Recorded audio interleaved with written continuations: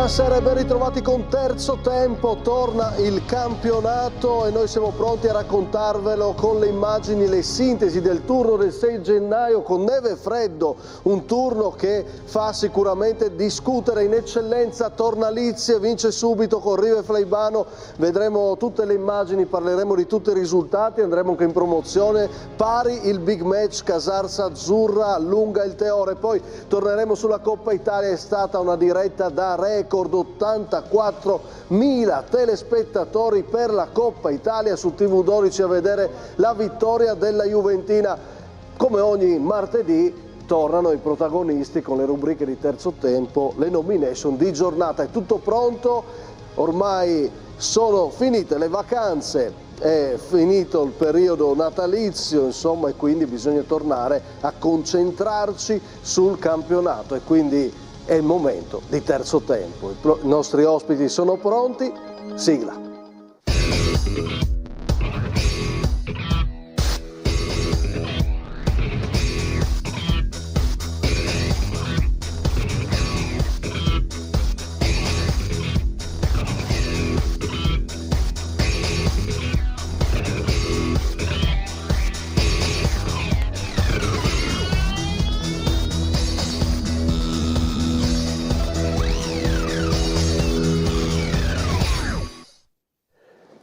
Eccoci qua, tutti reduci da un bel pomeriggio al freddo, ma dobbiamo raccontarvi tutto di quello che è successo oggi e soprattutto chiedervi anche insomma, se vi è piaciuto questo turno del 6 gennaio. Si apre il 2026, ecco tutti i temi della giornata, vedremo tutto, parleremo di tutto con i nostri ospiti.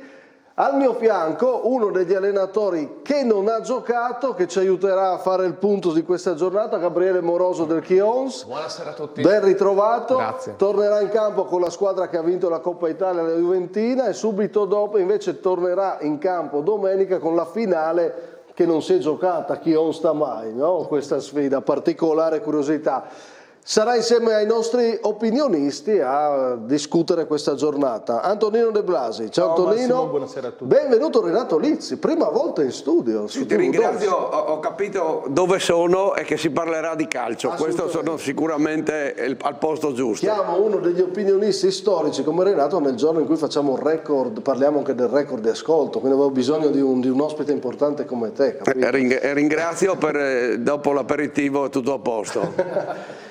E ben ritrovato a Simone Mauro della Nord Energy, il nostro partner. Ciao Simone. Grazie, buonasera, e Jacopo Puntin.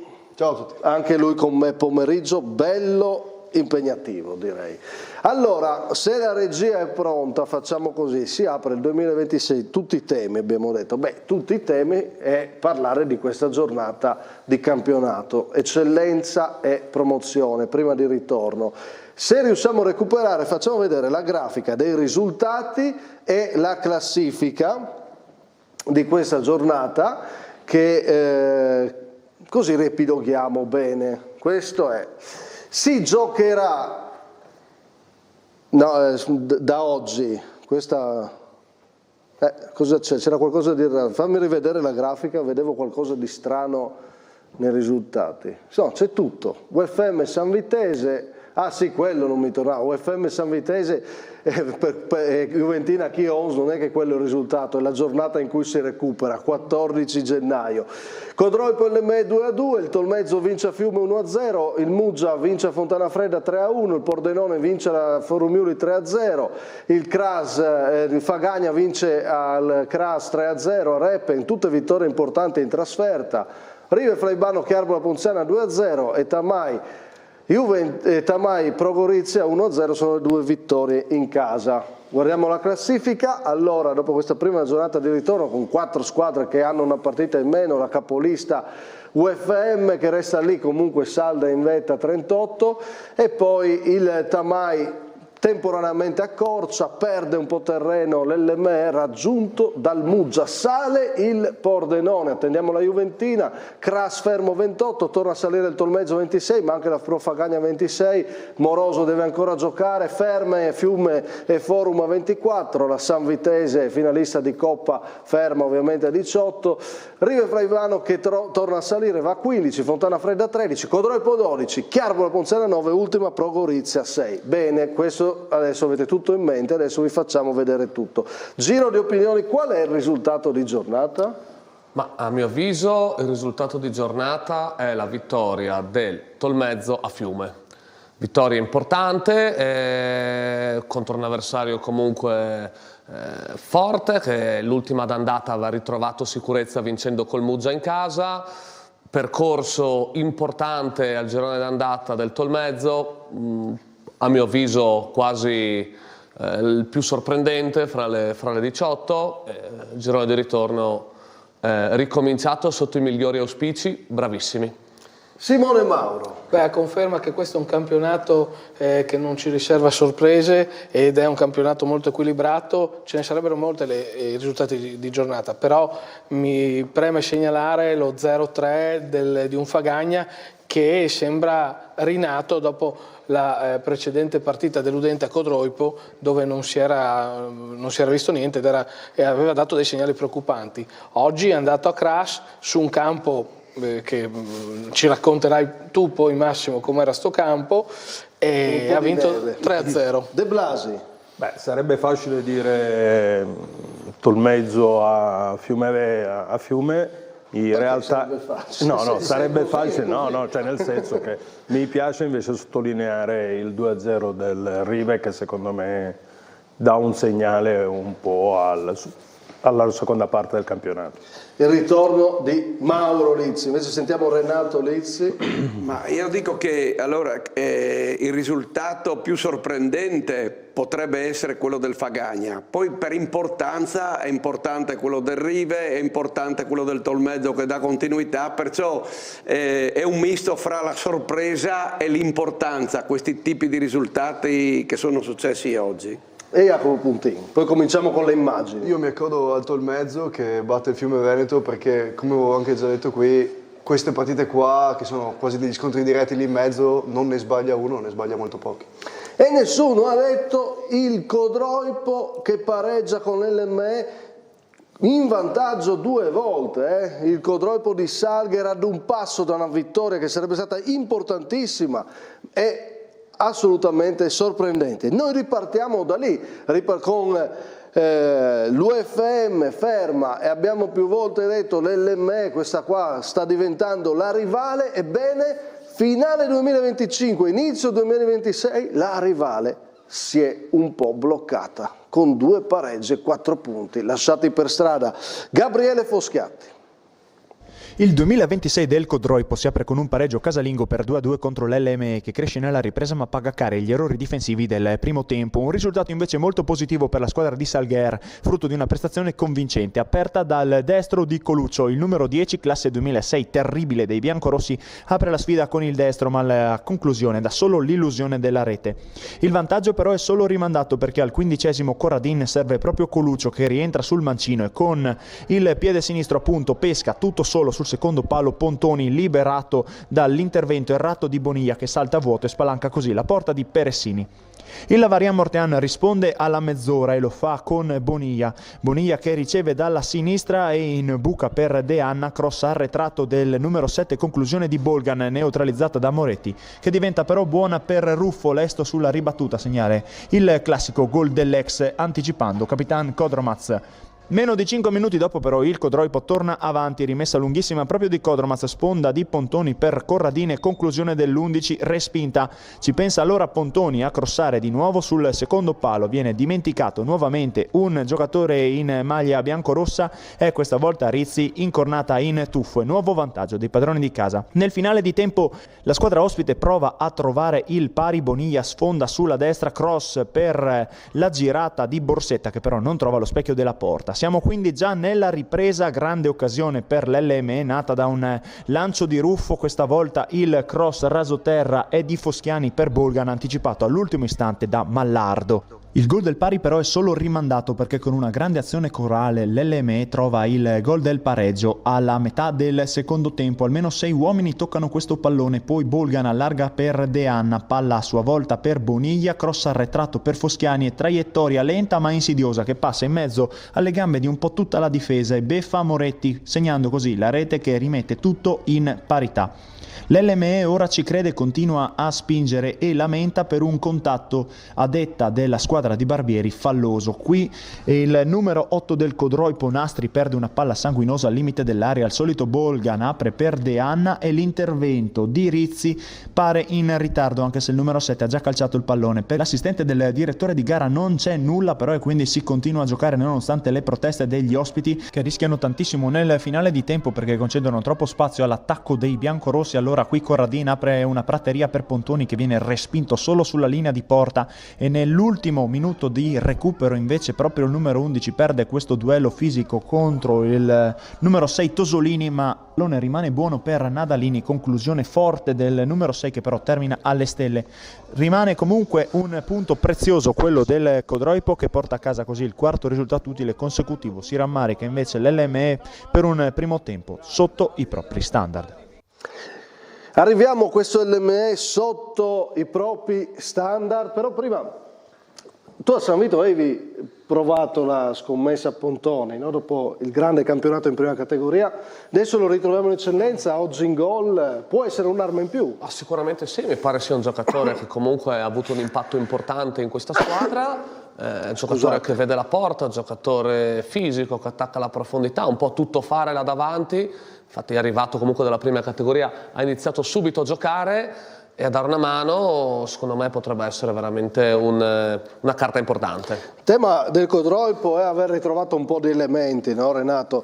Questo lo diceva spesso Stefano De Agostini, no? Dicendo... Infatti già l'ultima partita contro il Fagagna, che io ho visto, quando il secondo tempo sono rientrati Codromaz, Nastri, più la difesa aveva già dentro Tonito, Nadalini, Rizzi, Moretti, cioè voglio dire... Sì. A differenza dell'inizio, quando stentavano per questa mancanza di giocatori, adesso hai visto già un'altra squadra. L'ultima mezz'ora col Fagagna hai visto una squadra che secondo me piano piano non mi ha sorpreso il risultato di oggi.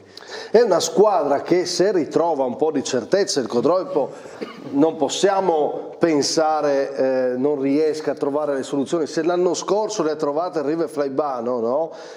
C'è ancora tempo perché le trovi il Codroipo, perché poi se hai determinati singoli puoi uscire, no, dalla crisi. Oggi abbiamo sentito un po' di nomi, no, del Codroipo, Jacopo. Beh, una squadra che, come già detto, ha trovato tanti nomi, è riuscito a fermare un LME che di nomi ne ha ancora di più, forse. Infatti, come ha detto poi anche Sager nelle interviste dopo, diciamo che avendo visto il Codroipo qualche volta mi è sembrata comunque una squadra con una certa solidità anche con le assenze, poi ovviamente ritrovi la gente giusta, fa tutta la differenza del mondo. Poi il problema sono stati anche i gol che non sono arrivati per il Codroipo. Manca ancora una vittoria importante, questa in casa sarebbe stata una vittoria importante che avrebbe dato sicuramente subito slancio al 2026, però non è neanche facile tenere la mole di gioco dell'LME, che però prende 2 gol e Barbieri insomma un po'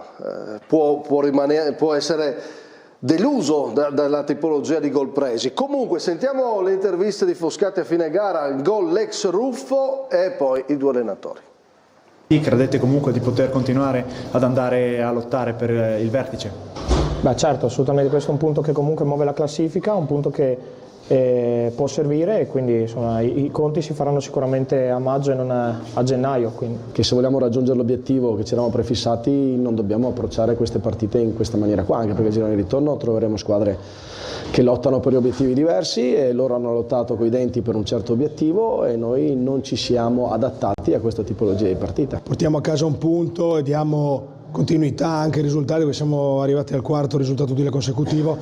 Ci manca chiaramente la vittoria, mi resta un po' di amaro in bocca per come si era messa la partita, perché I ragazzi oggi hanno interpretato veramente alla grande contro una squadra molto forte. Come ti ho detto, chiaramente quando giochi contro squadre che hanno nell'organico giocatori che hanno fatto la Serie D e tutto, cioè si vede chiaramente anche in campo che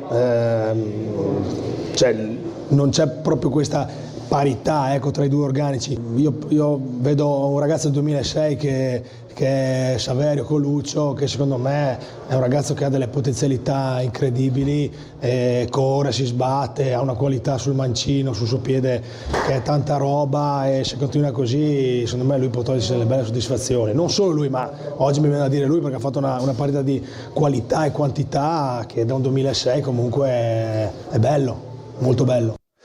Sottolinea Salger la prova di Coluccio, senza dimenticare De Blasi la differenza tra i due organici che al netto dei recuperi c'è. Assolutamente, anche perché la differenza è evidente proprio sia negli organici che anche nella classifica, in qualche modo parla chiaro rispetto a un Codroipo che nella prima parte del campionato è stato lontano parente da quello visto nell'ultimo anno, e nelle ultime 4 giornate è riuscita a non perdere, però senza mai vincere, per cui, come dire, questa rincorsa appare ad oggi lenta e bisogna vedere, per poter compiere l'impresa bisogna assolutamente di un cambio di passo, quindi qualche partita da vincere, però è probabile che con i nuovi innesti e i recuperi, i tanti recuperi da infortuni, possa ritornare in pista. Anche perché sono 12 punti, cioè il doppio quelli che stanno davanti per guardare ad uscire dalla zona retrocessione, dalla zona play-out anche, no? La classifica, lo stop dell'LME, pareggio col Fontana Fredda, pareggio col Codroipo, con 2 squadre appunto che sono in quella posizione lì. Ecco, come la vediamo questa cosa? In questo momento penso che sull'LME fanno la partita della vita contro tutti, insomma, no? Perché ma ha pagato anche un po' la grande corsa? Ma sì, sicuramente, stanno facendo un percorso straordinario, hanno fatto punti importantissimi, secondo me comunque ci sta sì, è da grande squadra, comunque non hanno perso, anche in 2 partite dove comunque lo 0-0 di Fontana può essere la classica partita bloccata, ma questa è una partita dove comunque ci sono state delle insidie, da grande squadra non hanno perso, hanno pareggiato. Io la leggo così. Perché la mole offensiva che produce, la mole di gioco è clamorosa dell'LME, e seguitemi in questo ragionamento. Mi sono sbilanciato tempo fa sull'LME dicendo mi piace di più una squadra che propone rispetto magari al tipo di gioco dell'UFM, però poi il calcio ogni giornata può porci a delle riflessioni diverse, perché uno oggi potrebbe dire ok, però la grande forza dell'UFM è che magari 2 gol così non li subisce Renato, e quindi per vincere il campionato poi servono tante cose effettivamente. Secondo me oggi quei 2 gol lì non sono, se guardiamo l'UFM, un bel segnale.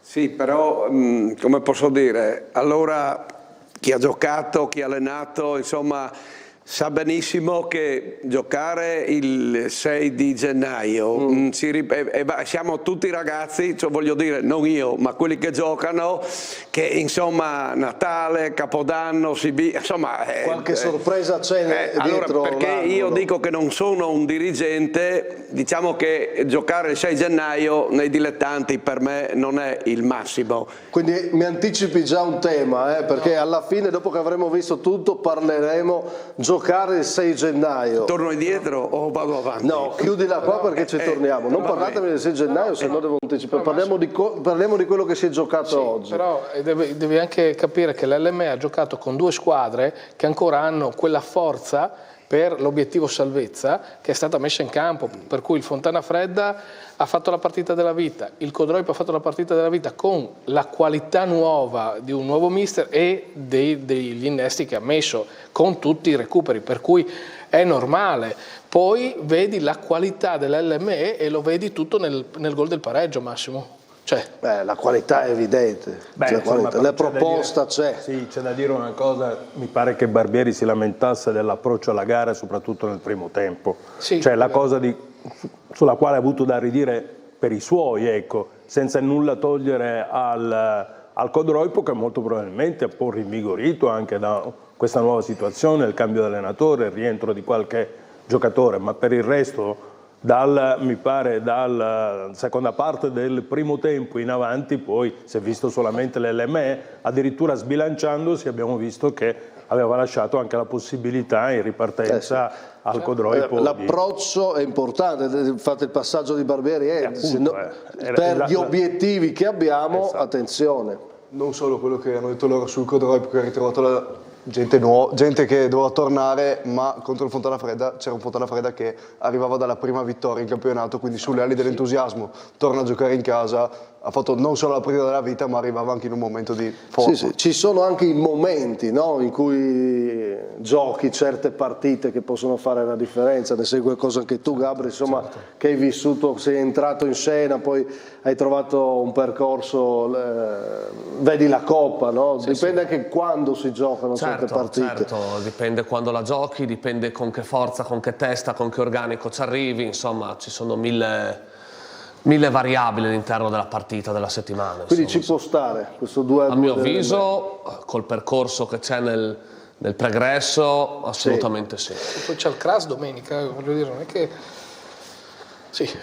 Beh, il Cras vedremo fra poco, non bellissimi segnali, problemi di organico, molto contatto, oggi cade malamente il Cras, bisogna aggiungere anche che è caduto a fine andata con il Chions proprio, ma ne parliamo del Cras. Andiamo avanti parlando della seconda della classe, perché noi non dimentichiamo, se noi parliamo l'LME, la rivale per il grande percorso che ha fatto dell'UFM, abbiamo detto, però la rivale resta, guardando la classifica, sempre il Tamai. Il Tamai è la seconda forza del campionato, lo è stata praticamente sempre e quindi resta la vera rivale. Oggi un gol solo per battere la Pro Gorizia. Riparte nel migliore dei modi il Tamai di Mister Furlan, vince contro la Pro Gorizia, sbaglia il rigore Gurgu ma poi ci pensa Sinozic, quarto gol in campionato per il classe 2005, sorpresa del campionato, il pallone in mezzo, la deviazione è quella giusta per fare l'1-0, portare a casa i 3 punti per il Tamai. Rivediamo il tocco dell'esterno delle Furie Rosse, comincia invece nel peggiore dei modi il 2026 della Pro Gorizia di Verdesca che resta ultimo, 6 punti. I due episodi chiave di questa partita, rigore sbagliato, ma poi il gol di Sinozic, sorpresa. Veramente questo ragazzo è una sorpresa, no? Sì, il quarto gol da un difensore, quindi insomma sicuramente è un dato che balza nell'occhio, ma al di là dei gol comunque è un giocatore importante anche per le sue proprietà a difendere, può fare il braccetto, può fare il centrale, può fare l'esterno basso, insomma un giocatore multifunzione, bravo, col vizio del gol pure, quindi tanta roba. La Pro Gorizia nel momento, nella stagione che sta vivendo, non so se basti accontentarsi di aver perso solo 1-0 con il Tamai. Troppo no? poco, secondo me la Pro Gorizia è un po' come le altre che stanno dietro. La seconda parte di campionato, se vuoi salvartela, di giocare alla morte con chiunque e devi anche rischiare di andarti a prendere un punto se serve anche a Tamai. Sì, almeno un punto, no? Non importa come. Il Tamai comunque vince, Renato, non dimentichiamoci, questa squadra continua a stare lì. Da 3 anni di secondo posto. È vero che adesso è cambiata la guida tecnica, però mi pare stiano facendo benissimo e pensando alla classifica ho visto anche questo misto fra, allora, primo Zanutic, allenatore espertissimo, dopo c'è Furlan che è il secondo anno, sì perché ha allenato gli juniores, è lì, dopo sotto c'è Barbieri, cioè voglio dire ci sono questi allenatori che pure ci sono quelli di esperienza, quelli di novità, che però lì la differenza credo la faccia appunto la struttura societaria e la qualità dei giocatori, però la struttura societaria del Tamai è importante per poter lavorare per un mister che si approccia a questa categoria. Beh, là davanti adesso abbiamo società strutturate, UFM LM strutturata, contraddizione, Tamai e allenatore esperto, no? Sì. LME ovviamente invece è un altro tema. Il presidente è strutturato, non c'è dubbio, però poi strutturare tutta la società è un altro tema. È però quella che ha meno esperienza. Barbieri e la Rosa, voglio dire, c'è tanta qualità. Assolutamente. Tamai vince, Gorizia resta ultima e devo dire che continuiamo a guardare, è difficile anche commentare perché adesso è passato un mesetto, no? Anche se le feste, come il 6 gennaio mi dite un turno particolare, però c'è stato anche questo nuovo allenatore, è ancora presto, tu l'hai visto, no? nel suo esordio, è un po' presto per dare giudizio oppure no? È un po' presto, ma la sensazione è che sia un gruppo totalmente slegato tra di loro. Al di là della partita di oggi che non abbiamo una situazione di contesto, andando a vedere anche, magari non so, io arrivo un'ora e mezza prima al campo, vado a bere il caffè, vedi proprio che c'è qualcosa nell'ambiente, nell'area, qualcosa di sbagliato. Per provare a salvarsi servirebbe compattarsi come ha fatto Mauro l'anno scorso, e invece sembra che non riescano proprio neanche a compattarsi tra squadra, giocatori, non si chiamano neanche per nome in campo. Perché passa il tempo. Massimo, non è troppo presto, è troppo tardi. È tardi, no? È tardi, 6 punti sono pochissimi. Sì, il ritardo rispetto se la corsa dovesse essere ai 24 oppure puoi fare la corsa ai 15, cioè, dai, ai 15. In ogni caso sono tantissimi punti. Deve fare un girone di ritorno per agganciare per agganciare i play-out, devi fare un girone di ritorno da 20 punti, almeno 26 punti con la forbice dei 7 ti servono per non retrocedere diretto, quindi 20 punti e un girone di ritorno da 8º/9 in classifica, insomma un girone importante, ecco. Sì, e come hai detto il nuovo allenatore ancora non sta insegnando che lavori bene, che no, ma questo non lo sa. Un'incognita totale. Un'incognita totale. E resta una grande incognita. Sì, è un'incognita totale, un po' perché noi non lo conosciamo, ma poi i risultati in qualche modo non aiutano a comprenderlo. Ma proprio per il tema che ha detto Jacopo, la garanzia poteva essere avere il tuo allenatore Franti. Se hai bisogno di compattare, Franti può compattare uno nuovo da un ambiente totalmente nuovo. Come fa a compattare? Renato, tu hai visto quante situazioni di dilettanti, ci puoi aiutare a darci un'idea su queste situazioni? Quella del Gorizia non la conosco, però quando non so c'è appunto il cambio di allenatore, dopo non so a livello societario sono entrate persone nuove, diciamo che purtroppo i risultati non ci sono e la difficoltà aumenta, perché passando le domeniche non avendo risultati è abbastanza impegnativa la cosa. Ma soprattutto come vedi l'allenatore chiamato fuori dal mondo, contesto, però lì è una scelta che fa chi guida, lì non posso sapere il perché o il per come, però sì. Quante volte ha funzionato nella storia del dilettante? Tu lo saprai sicuro. Sì, no, qualche volta ha funzionato, però magari creando anche un altro contesto che non solo l'allenatore, cioè è il contesto, cioè secondo me ci sono dei problemi che probabilmente noi non conosciamo, ma danno evidenza la domenica, perché dai, non è il problema è la rosa che è stata costruita. Ma infatti in questo momento è difficile dare veramente un'opinione sulla Pro Gorizia per una serie di ragioni. È una tra tutte che non conosciamo nemmeno i giocatori. Noi siamo abituati a vedere partite dove conosciamo giocatori. Qui non conosciamo nessuno. E quelli che avevi come qualcuno? Qualcuno. Sì, d'accordo, Spadera, però voglio dire, fatto i 20 sono degli sconosciuti, per cui il contesto è tutto l'insieme, perché tu metti l'allenatore, metti il più bravo allenatore del mondo in un ambiente che non funziona, che c'è qualcosa che non funziona. Sono bravi ragazzi perché non hanno preso grandi imbarcate, io li ho visti a Chions, ricordo. Sì, questo tema delle imbarcate togliamocelo, no? Ne parlavamo. Perché i punti, che sia 3-0 o 1-0, è chiaro, però tu devi far punti. Sì, però tieni in piedi la partita fino alla fine. Ma no, ma dai, da adesso non fa più testo questo ragionamento. Ho capito, però non è che tu puoi andare, non conta, non puoi andare in campo, ma non perdo di tanto. Alla seconda di campionato perdo 1-0 Tamai, va bene, certo. 1-0 Tamai. Esatto. Sei alla 18ª di campionato. No, ma lì vedi che comunque i giocatori c'è della qualità secondo me dei giocatori e i giocatori non c'entrano e c'è qualcosa, probabilmente un ambiente che non so se si può dire non sano, incomprensibile. L'immagine che ha dato Jacopo, no? Della situazione in cui tu ti vai a prendere un caffè al bar e percepisci una situazione di grandissima difficoltà è quella che secondo me fotografa. Questa era proprio la prima differenza, poi nel frattempo gli ambienti cambiano e noi non possiamo avere la presunzione di conoscere gli ambienti nell'intimo, no? Quindi le cose possono cambiare. Però le sensazioni contano. Però quello che dice Tonino, che noi più o meno i giocatori sai chi sono, più o meno i dirigenti li conosci, giriamo i campi, qua è un'incognita e i risultati non stanno dando ragione a questa incognita. Quindi anche se oggi appunto la sfida era difficile, ma come detto adesso si guarda la classifica, è iniziato il 2026, l'ultimo posto della Pro Gorizia non può non far rumore dopo tante cose dette, dopo chi è entrato in scena, dal CIN, tutte figure che non stanno portando per ora nulla in campo e quindi fin quando non si torna a vedere qualcosa in campo purtroppo per la Pro Gorizia non si possono avere da chi commenta sensazioni positive, da chi sta attorno e guarda.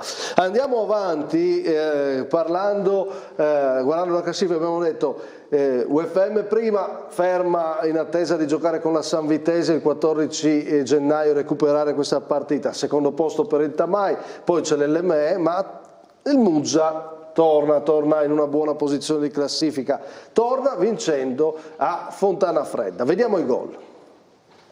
Il Muggia ha chiuso il 2025 perdendo, apre il 2026 vincendo al Tognon. Il vantaggio, Mestre porta palla ma perde malamente il possesso e quindi ripartenza del Muggia, pallone dentro per Cofone, servito da Spinelli, 1-0 il bomber, non sbaglia, pareggia Stiso l'arciere con una punizione meravigliosa, come solo lui sa fare. Il Muggia però nella ripresa va a vincere questa partita, pallone per Cofone che punta il limite dell'area di rigore, rientra sul sinistro e mette all'angolino, gran gol e si conferma per Carola. Un altro grande attaccante, può tenere addirittura in panchina Ciriello che entra e dal dischetto prende prima il palo e poi ribatte in rete di testa, vince il Muggia 3-1.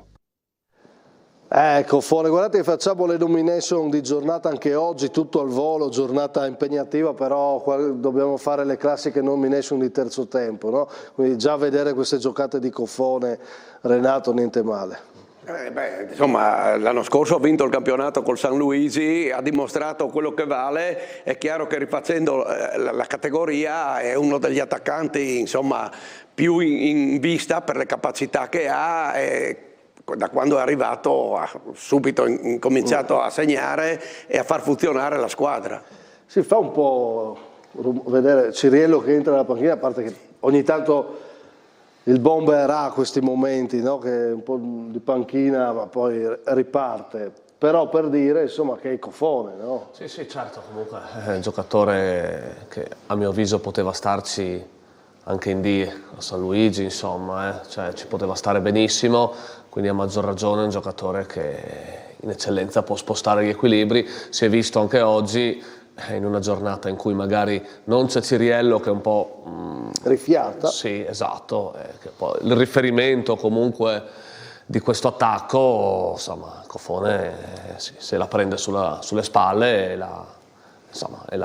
non dico che la risolve lui, ma insomma ha avuto un impatto importante, 2 gol, prestazione importante. Quindi bei gol, gol, cioè da attaccante importante, quindi ragazzi siamo sempre lì, no? Pensare che il Muggia, noi parliamo di tante squadre, pensare che ancora il Muggia è lì ma non insidia completamente, un po' strano però. Questa squadra deve riuscire a insidiare. Una squadra comunque per l'organico che ha, se parte, se si accende in un si è accesa e si è spenta. Esatto. Perché vedi l'ultima di campione di andata, no? Certo, passo falso Fiume, però per l'organico che ha, secondo me se trova continuità, se trova fiducia, può dar veramente fastidio là davanti. È ancora in tempo, no? Il Muggia. Assolutamente in tempo. Un po' io la penso un po' come Gabri, no? Cioè, se questa squadra trova un filotto di risultato sarà difficile fermarla. Ecco. All'andata a un certo punto l'ha trovato, no? Sì, poi un paio di passi falsi e poi è ripartita. Manca appunto la continuità, no? Cofone secondo me è una chiave del percorso del Muggia. Muggia secondo me è una squadra che può, proviamo a giocare ad anticipo, io la vedo così, è una squadra che ti farà questo tipo di partite, però non mi convince abbia poi la continuità e già la maturità, anche se ha giocatori importanti, per fare quei passaggi per andare a incendiare Monfalcone, perché per me non è così completa. Ha le potenzialità per fare grandi partite, ne farà diverse da qui alla fine, Renato. Sì, però per me manca qualcosa per essere a livello da guardare il Monfalcone. Però siccome noi sappiamo che i campionati dicono la verità nel girone di ritorno, e in particolare io credo che sia come tutti hanno messo in previsione il Muggia fra le protagoniste, io credo che lo sarà. Gli manca Pratolino, per capirci. Gli manca Pratolino, però ha in questo momento a Cofone in più. Ma tu guardi sempre là davanti. Sì, ma guardo lì davanti perché è importante far gol. Sì. Perché il Muggia non è che ha preso tantissimi. Sta dimostrando che è anche molto importante non prendere. Certo, assolutamente sì, ma la discussione chiaramente va fatta. Poi c'è uno scontro diretto da giocare che ti può consentire di avvicinarti e di molto. Ma, scusate, Ciriello rimane a Muggia o ci sono voci? Dove dovrebbe andare? Così no, magari chiacchiere da bar. Sì, assolutamente da bar. Noi non abbiamo nessuna voce di Ciriello fuori da Muggia. Se pensiamo che a fine stagione scorsa alla festa di San Luigi abbiamo scherzato con Ciriello che dovesse andare a San Luigi, il possibile attacco del San Luigi gioca in eccellenza e doveva giocare in D. Sì. Possibile attacco. Insomma, poi San Luigi ha trovato altre strade buone. Però il Muggia ha un attacco da Serie D in eccellenza. Ciriello che sia da D l'ha dimostrato completamente. Cofone è un ottimo attaccante di eccellenza. Giocato, non stava male. Però non è un attaccante da D. Inizio hanno giocato di eccellenza, forte, è un po' lunga la storia. Poi vicino a Palmegiano, voglio dire, non dimentichiamo. sono giocatori, Zetto dietro sempre a mordere i garretti. Allora hanno un gioco di Carola, un gioco offensivo. Certo. Muggia quando ha la giornata è una squadra divertente, bella e che fa gol. Fontana Fredda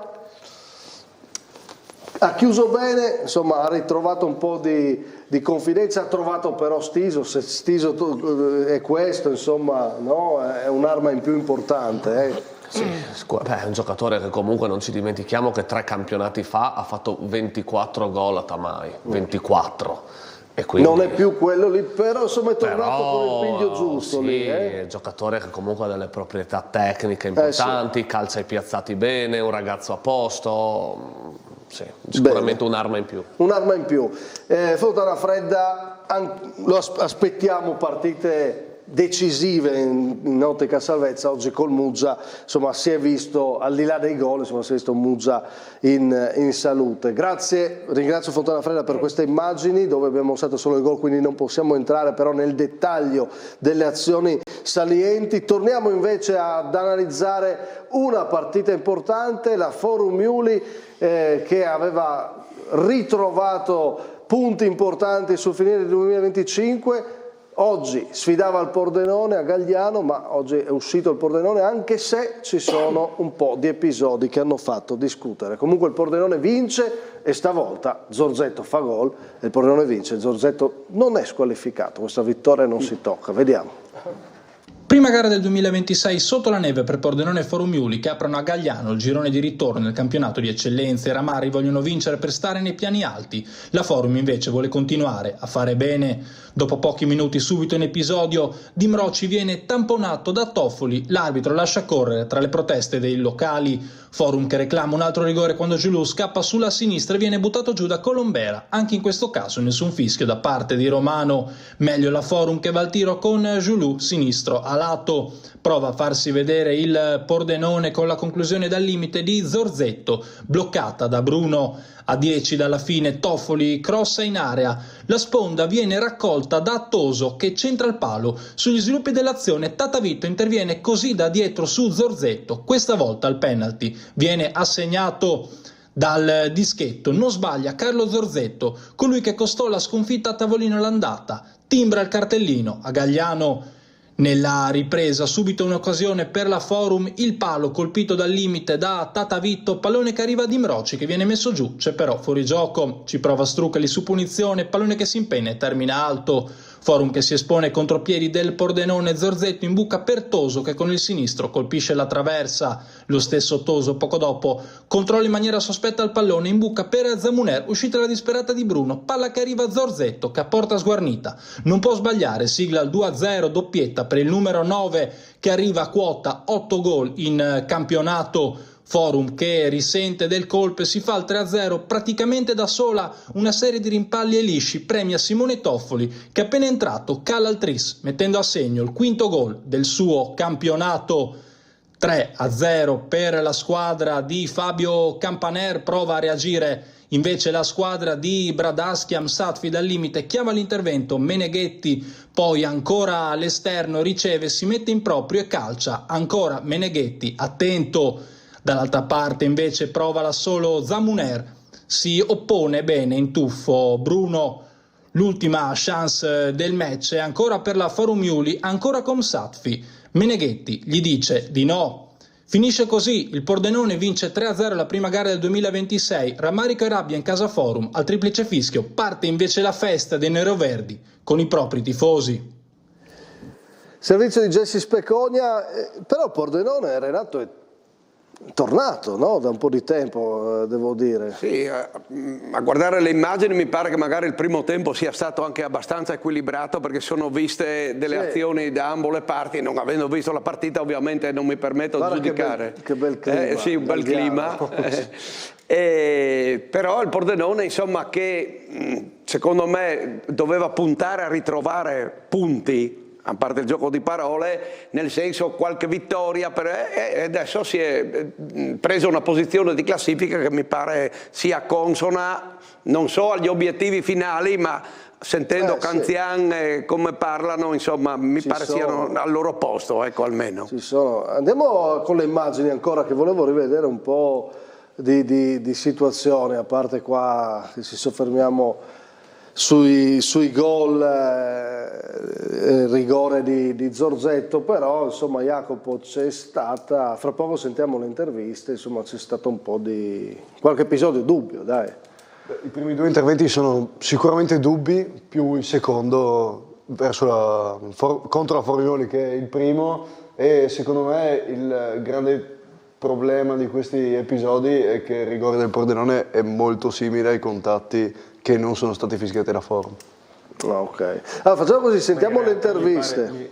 La lamentela fosse proprio in questo senso. Sì, la lamentela era questa. Era in questo senso. Sentiamo le interviste a fine gara.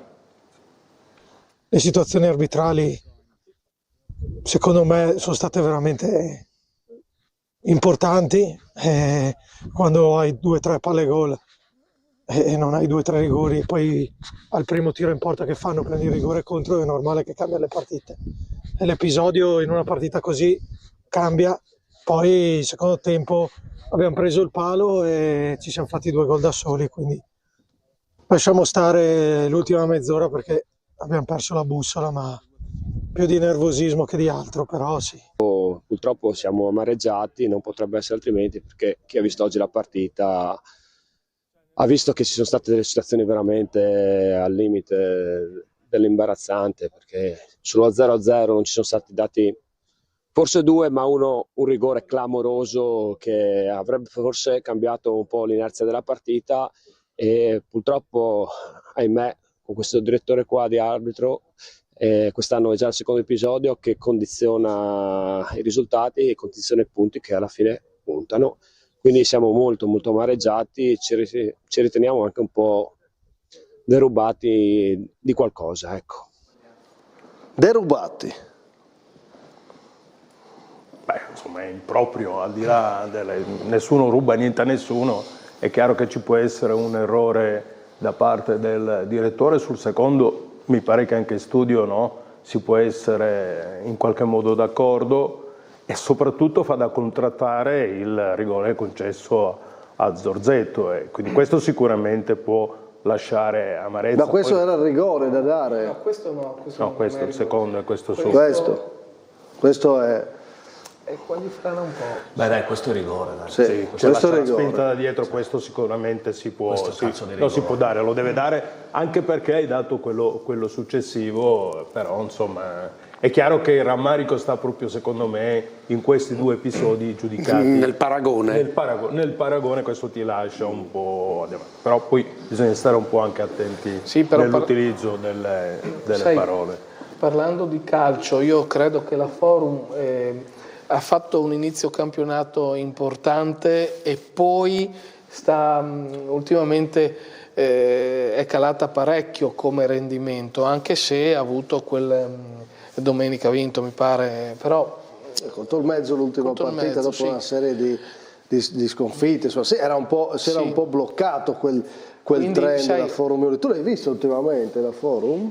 Io l'ho vista giocare contro di me alla mia quinta partita a Chios, squadra che mi aveva impressionato per gamba, per ritmo, per qualità, per ordine tattico, per entusiasmo. Squadra, quindi anche quando è calata dal punto di vista dei risultati, non è calata però come qualità di squadra. Ecco. Diciamo che per il tipo di gioco che fanno è una squadra che deve avere sempre tanta gamba, perché veramente hanno sta voglia di buttarsi in avanti in maniera propositiva durante tutto l'arco della partita, quindi è chiaro che se magari nell'arco della stagione perdi un minimo di quella condizione atletica lì, forse perdi qualcosa appunto in quello che puoi dare nel tuo contributo nell'impatto alla gara, però io l'ho trovati contro una gamba, contro me avevano una gamba veramente importante, e insomma abbiamo vinto noi, ma il pareggio poteva tranquillamente starci, perché comunque c'era anche Antonino a vedere la partita comunque di equilibrio. Però adesso è una squadra, io l'ho visto per la terza volta e mi è sembrata una squadra che nel percorso ha perso equilibrio tra le fasi. Ecco. Ma più che altro secondo me hanno individuato il modulo di gioco di Bradaschia, perché all'inizio, se voi ricordate, loro andavano in campo, io li ho visti a Flaibano, e mi avevano impressionato proprio per l'intensità. L'analisi che ha fatto Moroso, il mister Moroso, è stata perfetta. Adesso probabilmente hanno un po' di calo fisico e questo ne risentono. Però ho la sensazione che qualche volta noi nel giudicare siamo piuttosto severi, no? Ricordiamoci che la Forum Giulia è una squadra, una matricola, e avere 24 punti è comunque positivo. È positiva.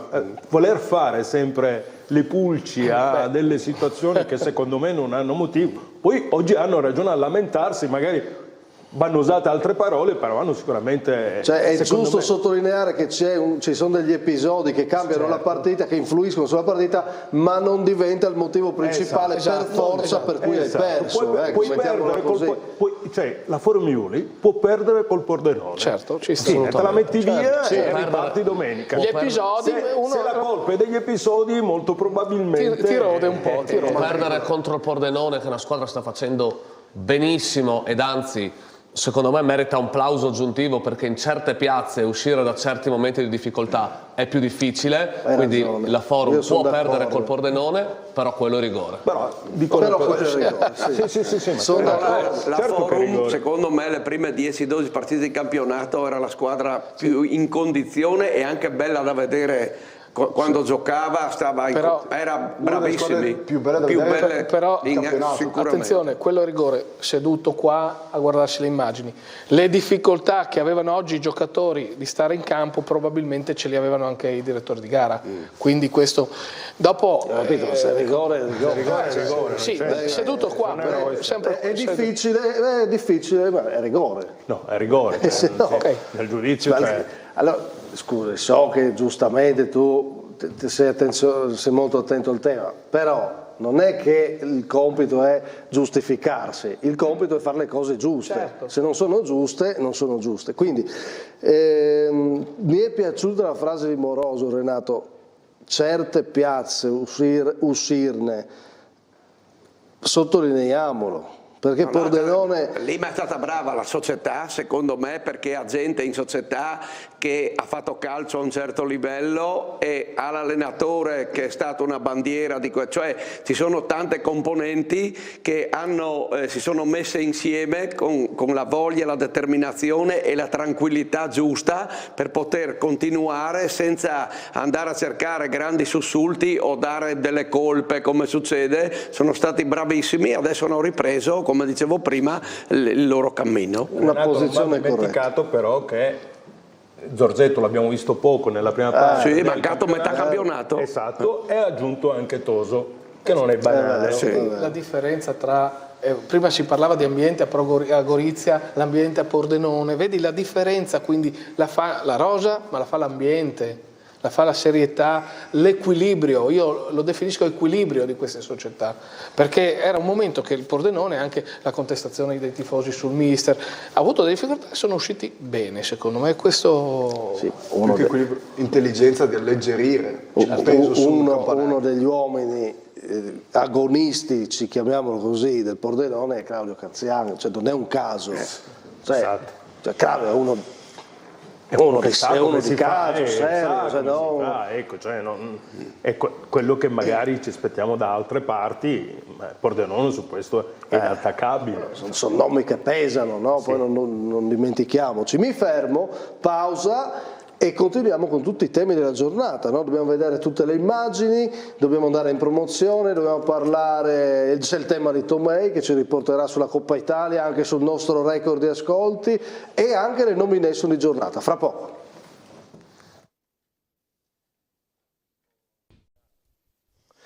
Continua terzo tempo, puntata speciale del 6 gennaio con il turno di campionato, quindi oggi proprio dobbiamo trattare tutte le partite, un approfondimento molto legato alla fresca attualità e allora ripartiamo dalle immagini, ripartiamo da uno dei risultati di giornata, la vittoria del Fagagna sul campo del Kras, Jacopo Vrek. Nel freddo siberiano di Monrupino, temperatura percepita durante la gara di meno 12 gradi, scendono in campo Kras Repen e Pro Fagagna, match che è stato a rischio rinvio fino all'ultimo minuto. Parte forte il Kras, Barisic si accentra e calcia, bravo Nardoni a distendersi e deviare a lato. Si fa vedere in avanti anche il Fagagna, punizione di Righini però preda facile di Umari. Ancora Pro Fagagna da calcio d'angolo, Iuri la gira di testa, Umari para facilmente. Tentativo dal limite dell'area di Clarini D'Angelo, ancora molto bravo Umari a respingere. E un assedio del Pro Fagagna sulla torre di Iuri, Righini calcia al volo, Umari con l'ennesimo intervento a salvare i suoi. Nel secondo tempo continua a spingere il Pro Fagagna che trova la rete del vantaggio col suo numero 10, Clarini D'Angelo, che batte con la conclusione in diagonale Umari per l'1-0 dei suoi. Il Fagagna non si ferma, un ispirato Clarini D'Angelo serve l'incursione di Del Piccolo, tocco sotto del numero 4 che finisce lentamente all'angolino, quinto gol stagionale per il centrocampista che approfitta della neve per esultare a gambe all'aria. Non c'è 2 senza 3, incontenibile Clarini D'Angelo che scarica per Durat, leggera deviazione del 7 che finisce sulla tibia di uno sfortunato De Lutti, palla che termina in fondo alla rete e pone fine alle speranze di rimonta del Kras. Padroni di casa che però non ci stanno e provano la reazione con Peric, ma la conclusione è troppo debole. Per il Kras ci prova anche Barisic che salta l'uomo, esita, poi calcia dal limite, la conclusione sorvole la traversa. Colpo della strega, o meglio della Befana, per un irriconoscibile Kras Repen, 3 punti d'oro invece per il Pro Fagagna di Mister Pagnucco che fa un doppio balzo in classifica. Grazie Jacopo Vrek che immagino sarà stato felicissimo di percepire quei meno 12 gradi in tribuna, come ringrazio tutti i collaboratori e le società che collaborano con noi per una giornata, dopo ne parleremo, comunque impegnativa, no? da seguire anche se si è appassionati, no? Oggi insomma, camminetto, tè caldo, film, però no. Noi ne parliamo di questa giornata, poi ci chiederemo anche se è il caso di tenere un turno come questo. Beh, io ho controllato la formazione su un gruppo importante come TR, no? Che è il nostro riferimento, E il Cras aveva, a parte il secondo portiere, Gruden in panchina, Ferluga, Cattera e Pertot. Ecco. Fine, a meno che non ci fossero errori nella lista. Un po' di influenzati. Però l'11 sembrava sì, l'11 era titolare. L'11 sì. Poi chiaramente con 15 giocatori in rosa probabilmente ci sarà stato qualche acciaccato negli 11. Tu ci puoi dire però qualcosa prima di parlare del Fagagna sul Cras, perché il Cras ha preso 3 gol oggi in casa e 3 gol con l'Inchions. Cosa aiuta? Solo per dire che sensazione hai avuto, che squadra hai trovato. Al netto dei meriti vostri del Fagagna. Io ho visto una squadra con un grandissimo potenziale che contro di noi ha fatto la sua partita, però noi avevamo in quella giornata lì avevamo un'altra gamba e abbiamo fatto le nostre cose fatte bene ed è stata la mia miglior partita delle 9 di campionato. Quindi può essere che oggi Pagnucco pensi lo stesso, no? Ovviamente. Sì, certo. Perché ho visto un gran bel Fagagna con Clarini, però onestamente adesso dobbiamo parlare dei meriti del Fagagna come dei meriti del Cheons. L'unica cosa che voglio dirvi è che noi spesso continuiamo a dire che però il Cras arriva al Cras perché comunque, e poi però il Cras non arriva. Diciamo che c'è un fattore campo secondo me a Monrupino veramente importante, forse, anzi sicuramente stonano 6 gol presi in 2 partite. Ecco. Renato. Sì, è una squadra che alle volte ti capita di andarla a vedere, vedi un partitone perché hanno qualità nei giocatori, alle volte sottotono. Comunque io credo che sia una squadra che fra poco incomincerà a fare quel percorso che doveva, perché sono quelle squadre che magari hanno cambiato un po', l'allenatore nuovo, il campionato quest'anno, qua abbiamo il mister che lo sta giocando, è difficilissimo secondo me, ha una qualità. Sì, io sono dell'idea che i campionati sono difficili ogni anno e ogni anno si dice quest'anno è più difficile dell'anno scorso, però ogni anno secondo me il campionato ha le proprie caratteristiche. Sì, questo è vero senza dubbio, però ho visto tante gare dove l'equilibrio, cioè voglio dire, l'episodio come sempre decide, ma c'erano dei campionati dove insomma c'erano partite abbastanza morbide, quest'anno non le ho viste. Sì, Gabri, dimentichiamoci che questo è il primo campionato senza fuoriquota.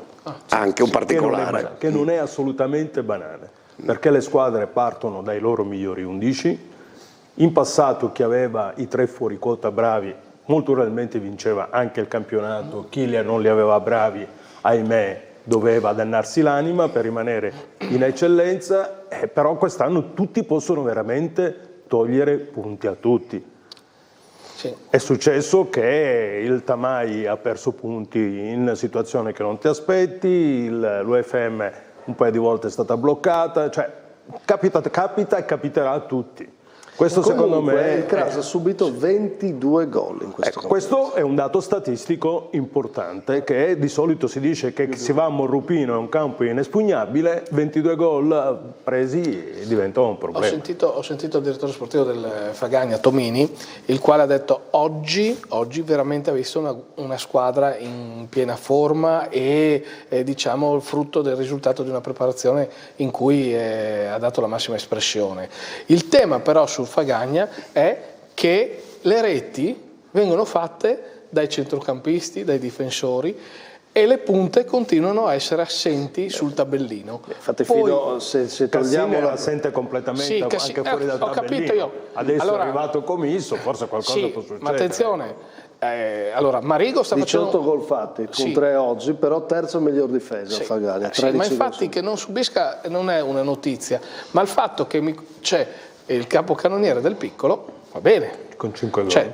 Marigo sta facendo un campionato tanto di cappello, sto ragazzo secondo me è una bella scoperta nel campionato d'eccellenza, e Toffolini, gli tiriamo le orecchie a Toffolini che ha fatto un gol bellissimo. E poi poco. Sì, ma manca l'uomo davanti. Manca Toffolini. Ma è chiaro, se tu è un amico, gli voglio bene e spero che si sblocchi. Questo Fagagna aggiunge un attaccante di peso e gira tra le prime 3. C'è Commisso mi pare, no? Sì, adesso Commisso ha scelto di andare a Fagagna, mi racconti un po' anche un po' il mercato? Ma sì, diciamo che abbiamo accontentato la sua volere? Sì, abbiamo accontentato la sua volontà, perché insomma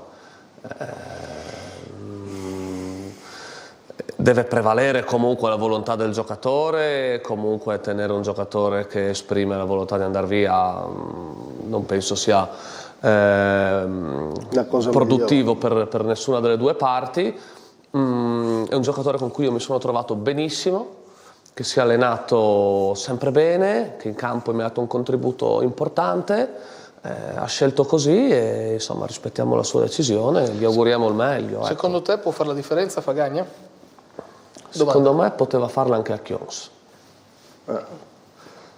Questo non voglio tirarlo troppo in causa, però comunque al netto che va comunque a Fagagna, che può trovare spazio e diventare un riferimento, no? Però lasciare una squadra come Chios probabilmente allora, Riccardo secondo me è un giocatore che ha bisogno di una squadra che giochi per lui, che lui diventi un po' terminale di attacco, lo ha fatto così alla Forum l'anno scorso al Flaivano. È chiaro che se ti devi giocare la scena con Urbanetto, con Crivaro, per qualche giocatore può diventare complicato, allora magari uno sceglie di andare però con Urbanetto e Crivaro non è che ne aveva. No, comunque giocavano tutti. Comunque sì, giocavano sì, tutti, certo. sì, infatti. Però il gioco del Fagagna oggi non ha dimostrato questo.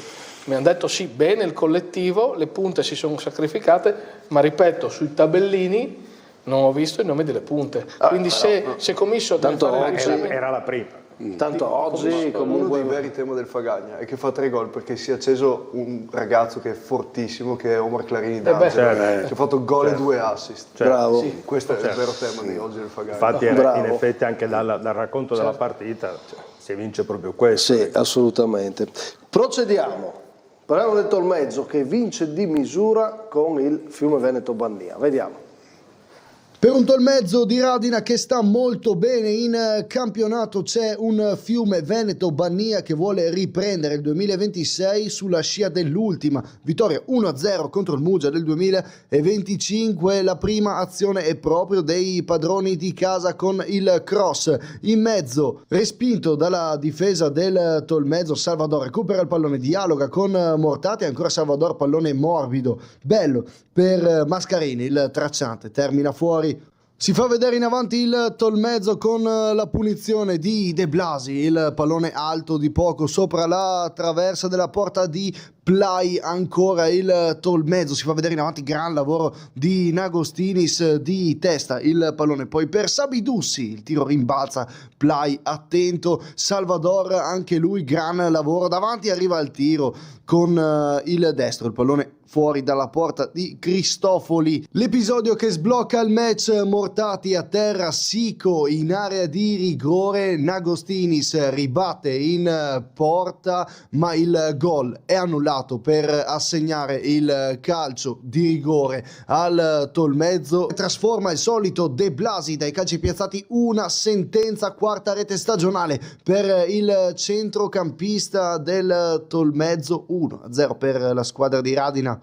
Il Fiume Veneto Bannia si fa vedere in avanti con Mortati da calcio d'angolo, il pallone in mezzo alla deviazione di Eric Gregoris e la parata di Daryl Cristofoli, la smanacciata in calcio d'angolo, attento il portiere del Tolmezzo ancora sul calcio piazzato, il Fiume Veneto Bannia ancora un pallone in mezzo, Salvador a lottare e la girata alta di Brichese sopra la traversa. Ci prova Salvador di furbizia, batte veloce la rimessa laterale per Peschiuta, il pallone messo in mezzo per il lavoro di Marco Sellan, apparecchia per Sclipa, il pallone parato ancora da Cristofoli, ancora la rimessa il Fiume Veneto Bannia, forse il tocco con un braccio di Peschiuta, il tiro di Sclipa parato ancora dall'estremo difensore del Tolmezzo. Squadra di Muzzin arrembante sul finale, pallone messo fuori dalla difesa della squadra di Radina, poi ancora un cross a lottare in area di rigore, il tiro di Brichese termina fuori con una deviazione sul finale, si fa vedere ancora il Tolmezzo con Nagostinis, il colpo di testa termina fuori di poco. Termina in crescendo la squadra ospite con Sico che va a lottare sul pallone, si fa vedere in mezzo Nagostinis, il cross è interessante, spreca il classe 2002 a tu per tu con Plai. Sul finale c'è tempo anche per l'espulsione di Brichese per proteste, finisce così, vince 1-0 il Tolmezzo di Radina che continua il suo campionato positivo, un'altra sconfitta per il Fiume Veneto. Bannia. La differenza secondo me in questa partita è il tipo di palloni che arrivano da giocare in fase offensiva, perché Salvador se li creano un po' tutto un po' più, come detto, il mezzo, cioè D'Agostini fa un gran gol che gli viene annullato, ha un'altra palla per far gol, ha un colpo di testa per far gol. Ma c'era Sicco oggi anche, no? Che sono due partite che ha giocato l'altra volta, oggi ho visto un 2 numeri, eccolo lì. La partita strepitosa di oggi è di Sabidussi. Ecco. Ha giocato non facendo un errore, facendo le tre quarti, facendo il vertice del rombo, ha giocato veramente bene, ripiegando, andando a prendersi palloni in mezzo al campo, giocando veramente alla grande. D'Agostini è una conferma, perché comunque... Ma il Tolmezzo è una conferma, sì, il Tolmezzo in generale è una conferma. Scusa, perché poi quando si vede un campionato così, perché abbiamo parlato dell'allenatore, abbiamo parlato della società, ma parliamo anche dei giocatori, perché nei dilettanti certe volte il gruppo, quando hai un gruppo umile, che non ha tante cose per la testa, che lavora, questi sono giocatori di territorio, questi sono, a parte qualche innesto, no? Vedi De Blasi, insomma, che ci sta Sicco che avete nominato, però poi per fare i campionati di questo tipo servono anche giocatori con la testa giusta, che poche volte magari lo diciamo, Renato, no? Sì, ma poi il contesto, io sono stato 3 anni a Tolmezzo, so che contesto c'è come società. Non pensano, cioè, abbiamo sentito il discorso di Commisso, a Tolmezzo non lo fa nessuno, non lo fa Nagostinis? Sì, loro sono Commisso lo fa Chios perché vuole andare a Fagaglia. Ecco, loro sono grati alla società che gli dà la possibilità di giocare con i loro amici nella squadra di riferimento. Questa è una cosa importante. Anche la Juniors mi pare coltivino bene anche i risultati dei settori giovanili. Sì, ma loro c'è programmazione, credono in questo. Ma ultimamente anche un po' per un problema di organico, ma spesso molti giocatori durante la settimana gli under si allenano con la prima. Tolmezzo è un grande campionato, dai, c'è poco da discutere. Oggi va a Fiume e vince 1-0, lo avete detto voi, mi accorgo anch'io, va a vincere il Fiume 1-0. Il Fiume è una squadra che continuiamo ad aspettare e non arriva mai, ragazzi. E torna anche Salvador, lo stesso non arriva. Ai nastri di partenza dove mettevi il Fiume e il Tolmezzo? Beh, sicuramente a livello di rosa, guardando i 20-22 che sono in rosa, non lì. Non lì. Molto più su, sicuramente. Però un tema è quello del Fiume, no? Il Fiume mi pare che non sia la prima sconfitta questa. Ecco, per esempio oggi a Fiume secondo me si è sentita molto la mancanza di un giocatore come Alberti, no? Alberti è infortunato. Di Lazzaro ricordo la prima partita di campionato a Tolmezzo aveva fatto sfrascelli, oggi un po' meno, ma viene da un infortunio piuttosto lungo. In mezzo al campo hanno patito parecchio il gioco del Tolmezzo. Anche quello che diceva Simone prima, Salvador va a sporcare i palloni, a prendersi, a lottare. Il Tolmezzo per esempio, lì arrivano. L'Agostinis si muoveva perché gli arrivasse un pallone, non andava a prenderlo. È un lavoro totalmente diverso. È Sicco, devo dire, in queste due presenze ha dimostrato di poter dare maggiore peso all'attacco, ma in termini di una qualità diversa rispetto al passato. Poi anche il lavoro del mister, perché effettivamente i cambi che ha fatto anche durante... Io le 4 gare che ho visto li ha sempre azzeccati, ricordo Chiarbola, anche qua probabilmente si vede la mano del mister. Il mister che lavora in un contesto sempre equilibrato e dove sta bene. A prescindere dai cambi, insomma, il Tolmezzo viene dagli ultimi anni dove ha proposto un calcio diverso rispetto a quello di quest'anno e quindi quando tu da un anno all'altro cambi il tipo di gioco ma mantieni dei risultati così positivi, vuol dire che proprio hai un impatto nella testa dei giocatori, hai una credibilità, hai una competenza di altissimo livello. Comunque, se ci avete fatto caso, se qualcuno di voi, Renato ne ha viste più di uno, è una squadra che non butta più via i palloni. Gioca benissimo. È una squadra che cerca di uscire anche dalle situazioni complicate giocando la palla, rischiando qualche volta in passato con estrema paura, proprio perché si era abituati a fare un altro tipo di gioco. Non paura, era una scelta. Era una scelta, dico, però giocavano sull'andare a prendere palla. È un gioco che ha pagato. Un'altra cosa, adesso arrivano in zona d'attacco portando la palla, che non è banale. Hanno acquisito molto in personalità, perché quando dopo vedi anche i risultati ti aiutano, i meriti si gigantiscono, perché il giocatore adesso quando ricevono sono sempre con la postura giusta, attaccano gli spazi, rallentano se devono rallentare, mettono le filtrate, cioè sono una squadra che gioca benissimo. Però mi dite cosa non va nel fiume, però, perché le assenze le hanno avute tutti, cioè avrete un'idea, no? È il secondo anno che c'è un mister come Muzzin, Turchetto è entrato come direttore sportivo, ha portato giocatori di un certo tipo. Anche qui varrebbe però il ragionamento fatto per altri, no? Abbiamo visto momenti del fiume con partite che le ha vinte in maniera clamorosa, altre che le ha toppate in maniera clamorosa. Una squadra discontinua, oggi ho visto una squadra anche piuttosto slegata tra i reparti, e quindi sostanzialmente, no, questo è un lavoro forse che deve essere ancora fatto, che deve essere completato cercando di ricompattare. È l'unica squadra che ho capito, sì, non è troppo che poco. ti Cioè, puoi appoggiare su quella vittoria tutto l'anno. Questo Fiume Veneto ai nastri di partenza era tra le prime 3 accreditate. Togliamo quel tipo di campionato, certo. Ma neanche questo è un campionato, 24 punti, sono pochi. Se non sei mai protagonista, se non ci fosse stato quel colpo Monfalcone del Fiume, oggi avremmo poco da raccontare. Ovviamente non ti faccio giudicare cosa non va, perché sarebbe indelicato. Dimmi solo che cosa hai visto. Ho visto che l'unica partita di campionato che ho perso delle 9 che ho fatto l'ho perso contro il Fiume, quindi posso dire ben poco. È un derby, però devi metterci anche questo. Sì, vabbè, io poi ho visto altre prestazioni del Fiume durante la stagione, l'ho visto contro il Monfalcone all'andata, partita incredibile, l'ho visto contro il Pordenone all'andata, partita incredibile. Secondo me è una rosa importante, allenata bene. Però non riesce a girare, sarà un po' da interrogarsi, no? Dovrà farlo. Comunque andiamo avanti, torneremo, insomma c'è tempo, tutto il girone di ritorno per entrare in questi dettagli. Restiamo alle partite. A proposito di allenatori, adesso parliamo del ritorno di Mauro Lizzi, lo facciamo in maniera abbastanza dettagliata, intanto con la sintesi di Rive Flaibano Cherbola Ponziana. All'andata la grande partenza di Bruno con Rive Flaibano, ma al ritorno, ecco, Mauro Lizzi, il Rive Flaibano si è perso e richiama il mister dell'impresa per salvare la stagione contro il Cherbola Ponziana.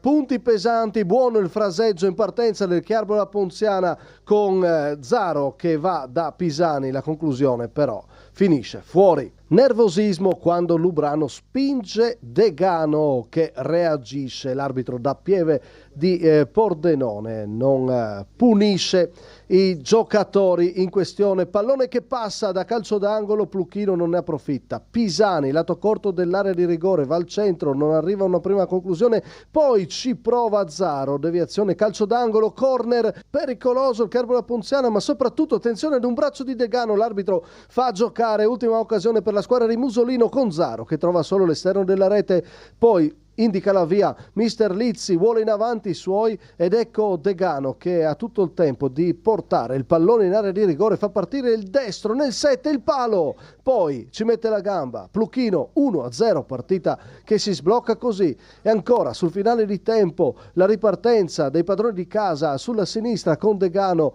ancora una volta il Cherbola Ponziana è leggero, nessuno interviene e allora palla per Gerco e gol del 2-0. Nella ripresa Mauro Lizzi può studiare ancora un po' la formazione, ultima occasione per Frimpong, non succede niente, ci resta solo il tempo per fare gli auguri al neopapà Boskovic. Riparte vincendo con il suo Rive Flaibano mister Lizzi che ritorna in eccellenza dopo 6 mesi e trova subito i 3 punti. E allora sentiamo fine gara sulla partita mister Lizzi e mister Musolino. Diciamo che ovviamente quando una squadra arriva da 8 sconfitte e un pareggio il pallone pesa, la testa diventa pesante, porto a casa 3 punti d'oro e un po' di fiducia, di autostima che serve per proseguire il cammino di una stagione, di un campionato particolarmente interessante ma anche duro. L'importante è, come è stato fatto oggi ragazzi, dare tutto, dare organizzazione di gioco, equilibrio, tanto equilibrio, perché poi avevo la percezione che la squadra un po' giovane, un po' sbarazzina, che magari in certe cose pagasse un po' dazio a queste cose. Invece in realtà oggi abbiamo colpito il momento giusto noi e questo è un buon segnale. Secondo me è un'occasione persa, perché comunque nel primo tempo avremmo avuto anche noi l'occasione per passare in avanti, una partita abbastanza equilibrata, senza grandi sprazzi né da una parte né dall'altra, e anzi forse nonostante magari più fraseggio da parte loro, però le occasioni migliori le abbiamo avute noi in ripartenza. Io non posso riproverare nulla ai ragazzi dal punto di vista della voglia, della determinazione, ci sono in allenamento, poi però le partite vanno vissute in maniera diversa, ci vuole un po' di più rabbia agonistica, un po' di più determinazione, un po' di più letture, siamo tanto carenti nelle letture, troppo spesso facciamo degli errori dovuti proprio che non riusciamo a capire il momento e a capire la situazione, la cosa migliore da fare nel momento della partita. Però questi sono limiti, voglio dire, o riusciamo a metterli a posto oppure la classifica definisce il nostro livello in questo momento. Non si può indietreggiare così tanto. No, infatti, ma già il primo secondo me è stato un grave errore, perché su quella palla che stava andando sul fondo l'abbiamo battezzata come se stesse per uscire e siamo stati troppo morbidi ad andare ad aggredire Degano, che poi è riuscito a rientrare a fare quel tiro cross e quella palla sulla carambola della traversa. Poi il secondo inspiegabile, perché ripeto, c'è una ripartenza neanche troppo veloce, insomma gestibile, eravamo in superiorità numerica, abbiamo arretrato troppo, l'abbiamo affrontato soltanto in area, a quel punto lì non si poteva neanche più far fallo. Lo attacchi prima, magari ti spendi un cartellino, ma vabbè, questo è un grosso limite. Però se vuoi salvarti, certe partite le devi segnare nel tuo percorso. River Flaibano, se perdi andata e ritorno, in quel senso è pesante. No, sicuramente è molto molto pesante, per cui dobbiamo un attimo guardarci negli occhi, ripartire da giovedì, a questo punto siamo già martedì, da giovedì e vedere di rimetterci un po' a posto, perché così chiaramente la sentenza è quella che dici tu.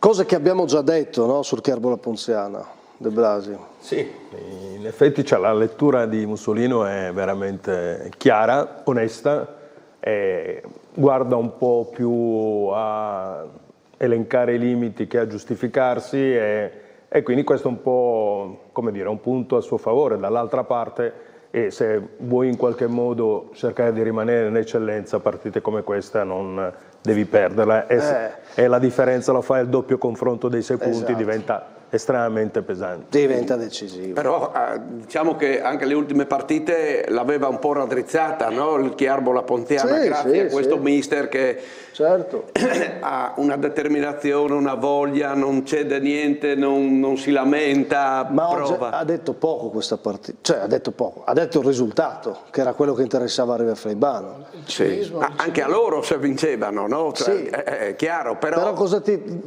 dice? Cosa ti ha detto? Ti ha confermato questi problemi difensivi del Cherbola, no? Sì, e lì per esempio ha fatto bene il Flaibano il secondo gol, per dire, sono andati a fare questo 2 contro 1 con la sovrapposizione verticale e ha trovato, diciamo, 30 metri puliti e si sono trovati a subire il 2-0. Bravi a farlo prima di chiudere il primo tempo, e lì dopo diventa tutto in salita. Qui ha ragione, ha detto Mussolino, vai a spenderti un cartellino al limite qua, sì, no? Avevi il giocatore più vicino a Degano, era 30 metri. Ecco. C'è il cinismo di Mauro Lizzi, dai. Mauro Lizzi, sentiamo, abbiamo un po' un servizio ampio, no? Perché avevo voluto fare il punto su questo ritorno di Mauro Lizzi con lui e il presidente. Sentiamo. Il Bruno è bravo, non è che si possa mettere in dubbio sulla sua bravura di allenatore, però i risultati non venivano. Allora, non si inventa niente, nel senso che non è che abbiamo stravolto quello che era il lavoro precedente e, come ho sempre detto, bisogna cercare di mettere vicino qualcosa al percorso che la squadra ha fatto. Lo aveva detto Mauro Lizzi anche l'anno scorso, non si entra, non si stravolge niente, non si inventa niente, però poi quando c'è da arrivare all'obiettivo torna Mauro Lizzi. Ognuno si pone obiettivi nella vita e io, per quanto mi riguarda, ho il piacere e devo ringraziare la società di fare l'eccellenza che è la Serie A dei dilettanti, e sulla base di questo cerco di dare il massimo che posso nelle squadre che mi chiamano. Al momento del cambio era stato già detto che rimaneva dopo Bruno Andrea, prendeva lui il posto, quindi lo sapeva già, era già stato detto anche a Lizzi, Mauro, che era questo già un programma della società. Siamo arrivati a questo punto che lo abbiamo tornato a richiamare perché i risultati non venivano. Posso dire questo, che sono un boomer, nel senso che mi ha abbandonato Stefano De Agostini e quindi a questo punto credo di essere il più vecchio della compagnia.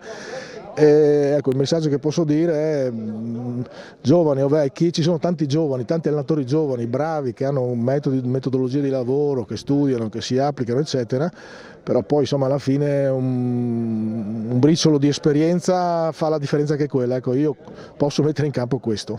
Quest'anno non mi aspettavo di trovarmi in questa situazione, sicuramente perché sono andati via tanti giocatori, sono andati via 11 giocatori, no? E questo per me è stato veramente un colpo veramente grosso. Non te l'aspettavi? No, non me l'aspettavo, perché io alla fine del campionato, della salvezza, il giorno della salvezza, io ho detto tutti confermati, no? Le doti tecniche ci sono anche quest'anno, però l'anno scorso c'era un mix di doti tecniche e di esperienza, cioè tanti giocatori di mezza 24-25 anni che secondo me per un caso si trovavano ultimi in classifica e avevo la netta sensazione che potesse risalire. Certo, non mi aspettavo di fare 32 punti il girone di ritorno, pensavo di farne magari 20 e di magari prendere i play-out. Quest'anno posso dire che la squadra è giovane, gioca a calcio, ha doti tecniche importanti, manca un po' di fisicità e manca tanta esperienza. L'ho detta ai giocatori, mi sento di trasferirla un po' a tutti, io mi sono sforzato e l'ho detta, cancelliamo quello che abbiamo fatto l'anno scorso, nel senso che sì, i messaggi che ho detto ai ragazzi sono: se devo portarmi a casa una cosa dell'anno scorso è che non si molla mai, in nessun momento, nei momenti peggiori. Per il resto però mettiamo via, perché se ci crogioliamo dietro tanto l'anno scorso abbiamo fatto così, non si va da nessuna parte, per cui spero anche, appunto, a prescindere da come vada quest'anno, che i giocatori, che peraltro con cui sono in ottimi rapporti, gli ex giocatori dell'anno scorso, anche la società, porti negli anni l'esperienza dell'anno scorso, comunque se la ricordi, a prescindere di come va quest'anno. Ecco. Ma stavolta, se Lizzi si salva, resta? Dio, non abbiamo nessuna... Non ti hai detto stavolta? No, non abbiamo fatto altre promesse, sicuramente no. Io dico sarà dura, io ho parlato con la società quando mi hanno chiamato e ho detto: guardate che i miracoli non è che sono scritti, non si ripetono facilmente, sicuramente non posso garantire una salvezza, specialmente quest'anno. Come ho sempre fatto, cercherò di fare del mio meglio e sulla base di questo ho il piacere, appunto, di confrontarmi con signore squadre e signori allenatori dell'eccellenza. Bene, abbiamo riassunto tutto, che cosa si vuole aggiungere? Renato. Mauro ha dimostrato, insomma, come sempre, con l'esperienza e l'intelligenza, di capire dov'è e cosa può dare lui, e sicuramente io credo che non migliorare nel gioco, perché io avevo visto il River Flaibano 3 volte e prima giocava sempre bene, non facevano gol oppure ne subivano uno al 93esimo, cioè è sottile cinismo, la differenza. Cinismo, puoi chiuderla così. Sì, perché un po' lo ha detto anche prima. E poi insomma quel non garantire la salvezza, occhio al miracolo, come a dire: non pensiamo alla scorsa stagione. Questo è un passaggio che è corretto. Sì. Mi hai richiamato, ma non mi devi aver richiamato per il miracolo, perché dobbiamo fare qualcosa quest'anno, no? Che è diverso, che avrà altri presupposti. Credo che il messaggio di Mauro però fosse un po' più orientato, oltre che alla dirigenza o a casa sua, no? Era a quei giocatori che l'anno scorso avevano in qualche modo contribuito. C'è Degano, c'è Tell, c'è Lizzi, ci sono diversi ragazzi, per cui anche, cioè dire, far passare il messaggio, attenzione, poi è una roba diversa dallo scorso anno. È il momento di andare in promozione, guardiamo cosa è successo con i risultati e la classifica, ci vediamo subito le sintesi principali di questa giornata. La Buiese di Dri vince l'Aviano 2-0, la capolista Teor batte il Maniago Vajont 1-0, Casarsa Azzurra, big match, vedremo fra poco 1-1, perde il centro serie Natisone rimontato dal Fiumicello 2-1. 2-2 tra Corva e Corno, aveva sbagliato anche un rigore, 3-1 è finita, che cosa? Fiumicello. A 3 addirittura, scusa, grazie che mi hai corretto, 3-1, comunque nelle immagini lo vedremo. Il Depo batte la Pro Cervignano 1-0, che bel risultato, 13° Sistiana 2-2, Trieste a Valanga 5-0 con Sevediano Faulgis, tra cui ha aperto le danze il Fresco, autore di 200 gol Paliaga, quindi va a 202, Martignaco batte oltre 1-0, guardiamo la classifica, in testa il Teor allunga, quindi più 3 su Casarsa, distacco per l'Azzurra 34, poi c'è la Buiese 31, Pro Cervignano, Centro Serie A Natisone 29, Corva e Deportivo Fiumicello 28, poi dall'altra parte 13° 24, Martignaco 22, Trieste Victory, Corno, Aviano 19, Sistiana 16, 14 per Oltre Sevegliano, e il discorso che vale per la Pro Gorizia, quei 6 punti suonano insomma come una sentenza per il Maniago Vajont. Risultato di giornata, Puntin? Secondo me da un periodo difficile sarà un po' di parte però il Fiumicello che vince 3-1. Te la passo, dai. Renato Lizzi. Ma sì, il Fiumicello è una squadra che mi sta simpatica, anche il mister, mi piace quel risultato. De Blasi? Sì, dico anch'io Fiumicello. È condizionato tutti. È condizionato tutti. Il Depo, nessuno è piaciuto. Menzione prende. Volevo dire quella, 0-1, sì. Depo fa bei colpi ogni tanto. Io ti dico Martignaco che vince con l'Ol3, partita che non puoi sbagliare. In questione salvezza. Assolutamente sì. Sì. Partita che non puoi sbagliare, non hanno sbagliato. Vero, bravo, giusto dirlo. Sintesi, vediamo cosa è successo oggi in promozione.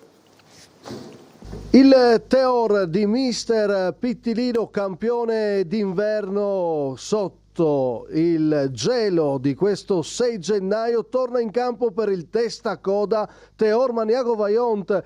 La squadra di Moro ci prova con il cross di Amitai, poi il colpo al volo non va. Attenzione a questo errore di Della Mora che gioca con Pitau, il tocco corto, allora si avventa sul pallone Ilic, ma recupera Della Mora.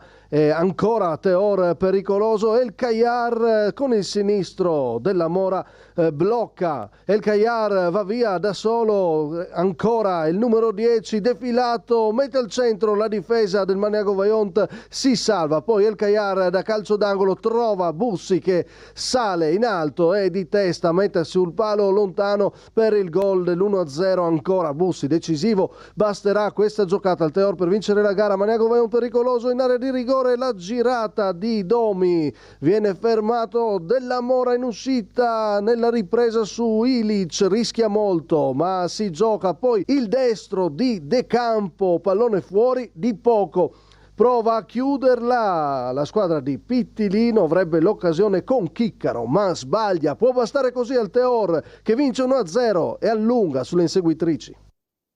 Casarsa contro Azzurra, lo scontro al vertice in promozione nel turno del 6 gennaio. Campaner contro Gregorati, la prima occasione per il Casarsa con il tiro di Alfenore parato da Spollero. Ci prova l'Azzurra che si fa vedere in avanti con Pezzarino che si muove benissimo, gol con la punta, magnifico alla futsal, 1-0 per la squadra di Gregorati. Rivediamo il gesto tecnico del classe 2007 che porta in vantaggio la squadra ospite. 1-0 per l'Azzurra, festeggia anche con dedica alla telecamera, poi ci prova ancora nel primo tempo con De Luca da lontano, il tiro del terzino del Casarsa, para ancora Spollero, finisce così il primo tempo. Nel secondo cresce la squadra di Campaner, la prima occasione su punizione con Alfenore, la parata di Spollero in calcio d'angolo, ancora il Casarsa con l'occasione, l'episodio, il calcio di rigore atterrato Dema Edison in area dall'Azzurra. E allora calcio di rigore secondo il direttore di gara, rivediamo il contatto, Alfenore il capitano non sbaglia, 1-1 per la squadra di Campaner che pareggia i conti, spiazza Spollero porta sul pari la squadra di casa. Ci prova ancora il Casarsa, il campanere calcio d'angolo con Alfenore che tocca in area per Zanin, il pallone termina fuori, bella azione con il neo entrato Nicola Gullo che poi non riesce a essere lucido davanti a Spollero, il pallone termina alto sopra la traversa.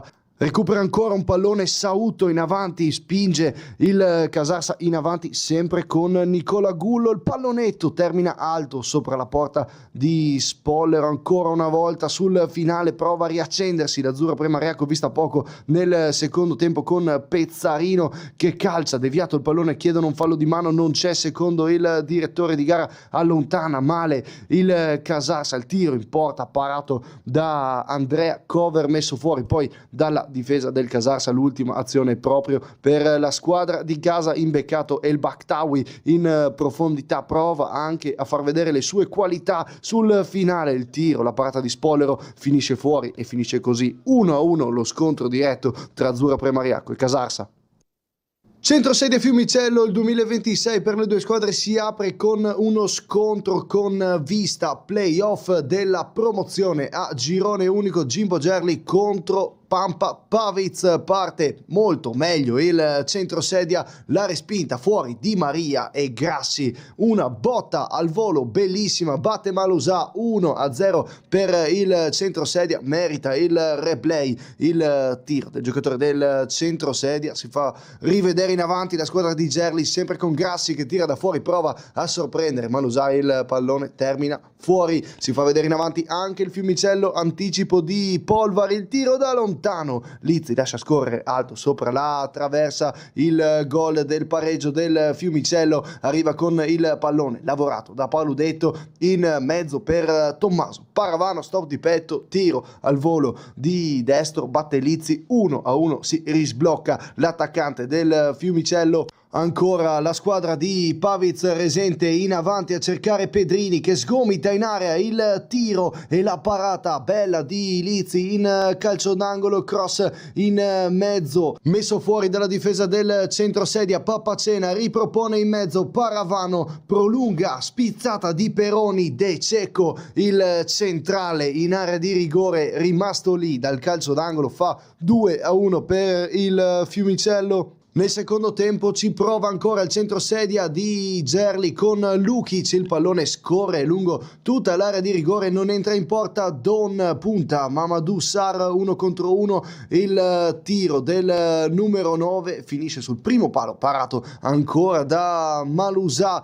Pedrini prova ad accendersi, calcia da lontano, la risposta di Lizzi, poi messo fuori dal centrocampo del centrosedia, la punizione di Filippo, la ribattuta della barriera, ancora Filippo termina fuori il pallone del numero 10, pallone che scorre tutta l'area del Fiumicello, riproposto in mezzo di testa Luca Filippo, ancora il pallone termina fuori, Dedei da pochi passi, il pallone altissimo sopra la traversa, Paludetto, cross in mezzo a cercare Paravano di testa, ripropone in mezzo, 3-1 del Fiumicello con Roberto Polvari, il centrale si fa trovare nel posto giusto al momento giusto, accoglie l'assist dell'attaccante e fa 3-1 per la squadra di Pavic, tutti esultare sotto la tribuna. Sul finale c'è spazio anche per il tiro di Pedrini a tu per tu con Lizzi, l'uscita perfetta del portiere del centrosedia, il tiro da lontano e il palo preso da Grassi. Sul finale a tu per tu con Malusà, Dorbolò spreca l'occasione del 3-2, finisce così 3-1, torna a vincere il Fiumicello di Pavic.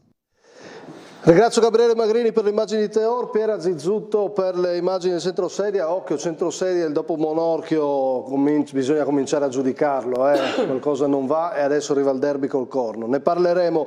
Giusto giocare il 6 gennaio, anzi ancora un gol, quello del Martignaco, eccolo qua, perché il risultato di giornata, ha detto Moroso, ma mi accodo con il gol di Bainoci, qua sotto porta.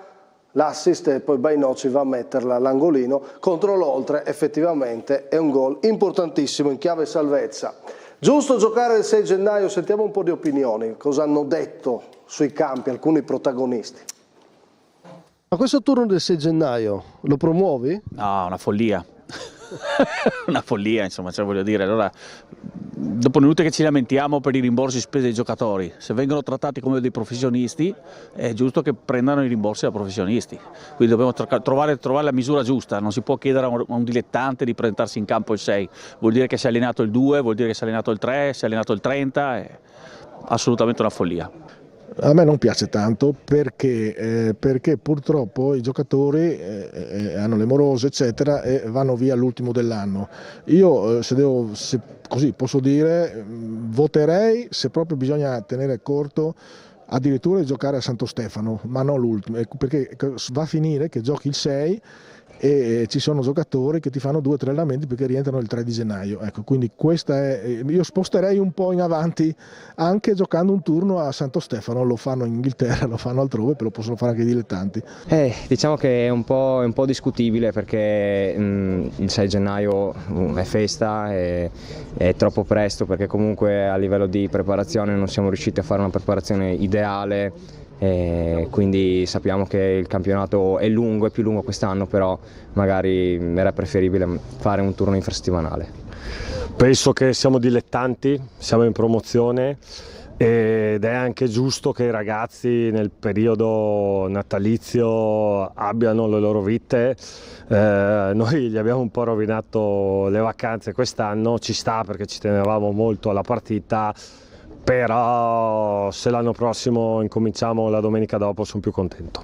Beh, sinceramente insomma è una bella fatica, no? Questo turno del 6 gennaio. Lasciamo stare le condizioni meteo, ma ricordiamoci anche che tante persone insomma il giorno prima, il giorno dopo magari possono essere anche al lavoro e quindi non è proprio una passeggiata. Ecco, sinceramente ricordiamoci anche che siamo sempre dei dilettanti e che ci sono anche altre cose nella vita. Sinceramente ho giocato spessissimo in questa data e non è un problema, poi è normale che essendo nei dilettanti la gente lavora, magari vuole anche godersi un po' di ferie, però questo è il calendario e va bene così, accettiamo, non cambia nulla. È difficile sinceramente per noi dilettanti, perché questa pausa natalizia abbiamo dovuto chiedere ai ragazzi qualche sacrificio perché sinceramente abbiamo dovuto allenarci spesso e non siamo riusciti a dare delle feste ai ragazzi che magari lavorano durante l'anno. Però sicuramente la federazione avrà organizzato per dare il meglio e quindi sì, per noi dispiace, è stato duro lavorare in questo periodo qua, però sicuramente abbiamo dovuto farlo. 6 gennaio, 4 o 11 non è che cambi tanto, insomma. Oddio, allora dico promossa comunque per la prestazione e il punto portato a casa, probabilmente per il clima forse è bocciata perché oggi faceva veramente un freddo incredibile, c'era anche un po' di nevisca che veniva giù, non era facile per i giocatori in campo sia per noi che per loro, però diciamo che il calendario è questo, prendiamo atto e si gioca. La Serie A ha provato il pallone arancione, poi l'ha tolto, oggi il dilettante di nuovo utilissimo il pallone arancione, come ha visto la Forum Miuli. Mi dovete dire, secco, togliereste il turno del 6 gennaio, sì o no? Mi pare che le interviste alla maggioranza non piace. Moroso? Sì, lo toglierei. Toglieresti. Mauro? Lo toglierei e farei un giro anche per informare di quello che hanno fatto le altre regioni. L'unica regione che si è comportata come il Friuli Venezia Giulia è stata la Calabria, le altre hanno tutte trovato soluzioni diverse. Assolutamente spostare. Da spostare. De Blasi? Si può spostare, tanto si va verso la bella stagione e a marzo recuperare un mercoledì credo che non sia un dramma. Renato lo aveva anticipato? Sì, io sposterei anche perché su questo argomento io ho debuttato, pensavo adesso, 50 anni fa in prima squadra e già da quella volta, 50 anni fa. Allora da quella volta c'è stata un'alternanza su queste domeniche, gioca poi la finale di Coppa Italia a Natale, dopo l'Epifania, ma anche sulle riprese, un anno si era detto 3 settimane, io capisco la difficoltà di chi deve decidere, mi adeguo, ma ma voglio dire, dentro di me credo che una pausa di una domenica almeno più lunga sarebbe quantomeno rispettosa verso tutti quelli che insomma vivono una vita da dilettanti. Ecco. Esatto, condivido, da togliere assolutamente. Andiamo avanti con il tema di Tomei, che torna sulla Coppa Italia, che si è giocata al 4 e non il 6. È una Coppa Italia per noi da record, 84.000 telespettatori su TV12 in diretta. Cosa ne pensa mister Tomei?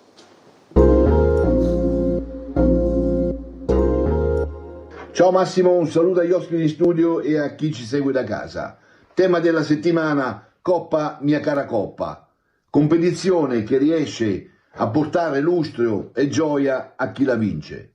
Dispiaciuto per gli amici di San Vito, ma tantissimi complimenti alla Juventina che ha saputo vincere attraverso una prestazione a tratti disarmante. Un grazie alla vostra diretta che ha permesso anche a quelli come me influenzati di vedere la partita e di poterne valutare tutti i suoi aspetti, siano essi organizzativi, siano essi logistici e tecnici. Permettetemi quindi di dare i miei personalissimi voti ad una manifestazione a cui va il mio 10 per il ricordo evocato di quanto accaduto tragicamente 50 anni fa. 8 a Gemona e alla Gemonese. So benissimo cosa significa dover organizzare un evento così importante in Friuli Venezia Giulia e voi l'avete fatto egregiamente. 8 anche e soprattutto alla cornice di pubblico che ha riempito la tribuna del Simonetti e ai tifosi delle due squadre che con correttezza hanno incitato i propri beniamini dall'inizio alla fine. 7 alla Juventina che con merito ha saputo vincere una storica coppa approfittando delle debolezze dell'avversario. 6 al direttore di gara e ai suoi collaboratori, che oggettivamente finale più facile da dirigere non avrebbero potuto trovare. Le mie insufficienze sono 3. La prima va alla Sanvitese, che seppur con qualche assenza, ma potendo comunque contare su giocatori di esperienza e categoria, su tutti i reparti non è praticamente mai scesa in campo. La seconda purtroppo va al terreno di gioco del Simonetti, che dalle chiarissime immagini della diretta si presentava non all'altezza della manifestazione e che più di qualche difficoltà ha creato alle due squadre. La terza insufficienza va alla finale stessa, una delle meno emozionanti ed entusiasmanti da me viste negli ultimi anni. Non mi sono dimenticato di voi, caro Massimo, e se il Dea me lo concede, vorrei darvi le mitiche 5 stelle superior, per una diretta di più di 3 ore, roba da Champions. Concludo Massimo, e non so se sei d'accordo, ma lo spazio mediatico che gli viene dato prima, durante e dopo, e tu ne sei uno dei maggiori artefici, sta andando oltre la reale importanza della cara Coppa stessa. Un saluto a tutti e alla prossima. Mister Tomei ne ha per tutti, fino a me mi tira in causa l'ultimo con un tema complicato e delicato. Io devo dire una cosa, intanto ringrazio il mister per le 5 stelle superior rubate al Dea. Beh, noi ovviamente siamo orgogliosi di quello che abbiamo fatto, questo dato che abbiamo in mano oggi, 84.000 telespettatori, è un dato altissimo per questo mondo. Siamo contenti di essere riusciti a portare questo interesse, non è poco, e devo ringraziare l'editore Filippo Iannakopoulos, perché se noi arriviamo a parlare di dilettanti così è perché c'è qualcuno che ci ha creduto fortemente in maniera chiara, seria, coerente, lasciando lo spazio al sottoscritto di parlare di dilettanti così. Io posso solo che ringraziare TV12 e naturalmente partendo dal suo editore e tutti i collaboratori. Su quale voto vi volete soffermare? De Blasi, dovete dirlo chiaro quello che pensate, su quale voto, dove siete particolarmente d'accordo e dove no e perché. Dovete essere, abbiamo... Ma guarda, concordo, 2 minuti. Concordo su tutti i voti dati da Tomei. Mezzo punto in più all'arbitro, vero che la partita non è stata complicata, però lui non ha mai fatto il protagonista e ha diretto con misura. Concordi su tutti i ragionamenti, certo. Renato Lizzi.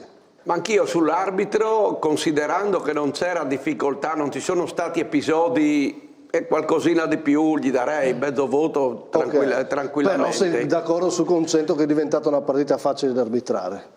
No. Quella era facile. Quella partita lì è stata facile. Quindi gli dai ragione su quello che ha detto il mister. Sì. Però gli alzeresti il punteggio. Sì, perché comunque lui non è diventato protagonista, cioè non essendosi delle cose non è andato a cercarle. Tutto il resto d'accordo su tutto, su tutte le considerazioni. Più o meno, non so, per esempio è chiaro che lui ha dato 7 alla Juventina perché secondo lui è stata insufficiente la San Vitese. Però insomma la Juventina meriterebbe un voto leggermente maggiore perché ha vinto meritatamente la Coppa. Puntin? Sono d'accordo, un voto e mezzo in più alla Juventina perché se è stata una partita così facile è merito anche loro che l'hanno indirizzata subito. Mauro? Ma per quanto mi riguarda il voto che sottolineo e vorrei anche incrementare è le 5 Stelle Superior a voi e al lavoro che avete fatto per una manifestazione che è sempre sulla cresta dell'onda e va mantenuta. Tutti quegli spettatori e tutto questo gran risultato, Massimo, va e non è per sviolinare nulla a te, ha un lavoro che io ci credo, molti ci credono, voi ci credete e questo è il risultato. Quindi complimenti e sottolineo ancora il bel lavoro fatto da questa emittente. E il 10 per il ricordo è il voto che ha aperto giustamente. Non ti chiedo dove ti chiedo però, io ho una cosa, dice una sanvitese insomma, che è stata assente. Io ce l'ho questa domanda perché all'inizio dell'anno il mister ha detto che questa San Vitese è più forte di quella che aveva l'anno scorso, però mi aiuti a fare un punto perché fino a 2 anni voi avete puntato in alto la classifica, ora la San Vitese è in una situazione di classifica critica e ha giocato sì una finale, ma siamo tutti d'accordo una finale non all'altezza agonisticamente. Ma sì, sostanzialmente ci può stare il giudizio che questa San Vitese è più forte, perché comunque hanno preso Kevin Rossi, hanno preso Cendron, hanno preso Fraschetti, hanno preso Cofini dietro, hanno preso Peschiutta a inizio stagione, cioè, dei pezzi inseriti nell'impianto, dei pezzi importanti, insomma, quindi... Cioè, sulla carta sei d'accordo che ha qualcosa? Una valutazione che ci può stare, sì. Ma io per questo dico che secondo me alla fine... Purtroppo, con grande onestà, bisogna dire che la Juventina è fortissima, ma è stato troppo poco la San Vitese al netto delle assenze, perché la San Vitese non è che non ha giocatori, e anche se qualcuno stava male, Massimo, è stato troppo poco. Io sono d'accordo su tutto il ragionamento di Tomei e sui limiti purtroppo dell'antagonista della Juventina in questa partita. L'abbiamo detto nel post partita, l'ho detto nel post partita, cioè io fin da subito ho avuto l'impressione che la Juventina fosse più pronta per quella partita. Lui era più pronta per organico, era più pronta per giocatori che sono abituati a giocare quel tipo di partita. Negli 11 in partenza di San Vito non credo che nessuno avesse mai giocato una finale. Scusa, sì, Bertoia sicuramente sì. La Juventina, uno su 11. La Juventina ha vinto la Fraschetti Coppa l'anno scorso, l'ha giocata. Fraschetti l'anno scorso. La Coppa della Juventina è stata vinta alla semifinale d'andata quando ha vinto 4-0 con il Tamai. Chiuso, lì ha vinto la Coppa. Lì è dato al netto che sì, qua la San Vitese passa da un ostacolo come il Chios che arrivavi da un grande momento, però poi nella finale tutto, è vero che prima c'è un percorso, sono primo livello, ma poi nella finale noi dobbiamo giudicare quei 90 minuti e quei 90 minuti non sono un po' sbriciolati facilmente. Non è un caso, Massimo, che Vittore dichiara abbiamo giocato una partita di campionato e non abbiamo giocato una finale. Quindi significa che non c'erano un po' di tensione per il discorso. Dall'altra parte c'erano 5, mi pare, che avevano già fatto le finali. No? Ma è una grande squadra la Juventina. E ancora complimenti alla Juventina, al presidente Kerpa. Abbiamo cercato di raccontare al meglio la finale di chi ha vinto. Abbiamo anche il nostro compito, lo dico. Quando si fa dilettanti, così come abbiamo deciso di impostarlo, il compito è anche analizzare se una squadra gioca male, fa parte del gioco, perché qualcuno poi naturalmente si può sentire offeso, dispiaciuto, ma questo è il gioco delle parti. Spero che ci sia da tutti l'onestà intellettuale di capire cosa significa comunicare ai dilettanti al massimo possibile. Nomination di questa giornata di campionato. Solo se avete indicazioni importantissime da farmi per cambiare la prima nomination del 2026. Io sono qua pronto ad ascoltarvi. Miglior squadra, Tolmezzo, altra prova di che squadra è, e l'ho nominata seguendo quel ragionamento che ho fatto sui giocatori prima. Miglior giocatore, Cofone, insomma impatto evidente, se la giocava con Clarini, ma oggi voglio premiare l'allenatore del Fagagna, perché il Fagagna comunque a piccoli passi è sempre riuscita a tenere duro in questo campionato, si è ripresa a vincere una gara importante, quindi c'è un lavoro dietro, oltre che quello che può essere quello di un singolo. Pagno insomma resta comunque un allenatore di sicuro affidamento. Se mi concedi solo 10 secondi per rincarare la nomination di Pagnucco, perché secondo me particolarmente oggi ci sta, lavoro straordinario a livello mentale su una squadra in un contesto del genere, dove hai passato il giorno prima e la mattina di oggi a pensare giochiamo, non giochiamo, giochiamo, non giochiamo, inizia la partita, prestazione forte, convincente, bravissimo lui, bravissimi ragazzi. Non ci sono obiezioni in studio. Hai scelto 3 squadre che hanno vinto 3 in trasferta, tutte e 3, cioè, hanno fatto prestazioni importanti. Una variabile, sul miglior giocatore, non so se voi oggi l'avete visto, Gerco del Fleibano, che oltre a... Bravo, Cofone. Sì, però... Sì, questa è la fotografia della giornata. Della giornata. Bene. Nomination che insomma sono passate tutte, anche perché non ho dato molto spazio per le obiezioni, però insomma le abbiamo condivise. Miglior gol?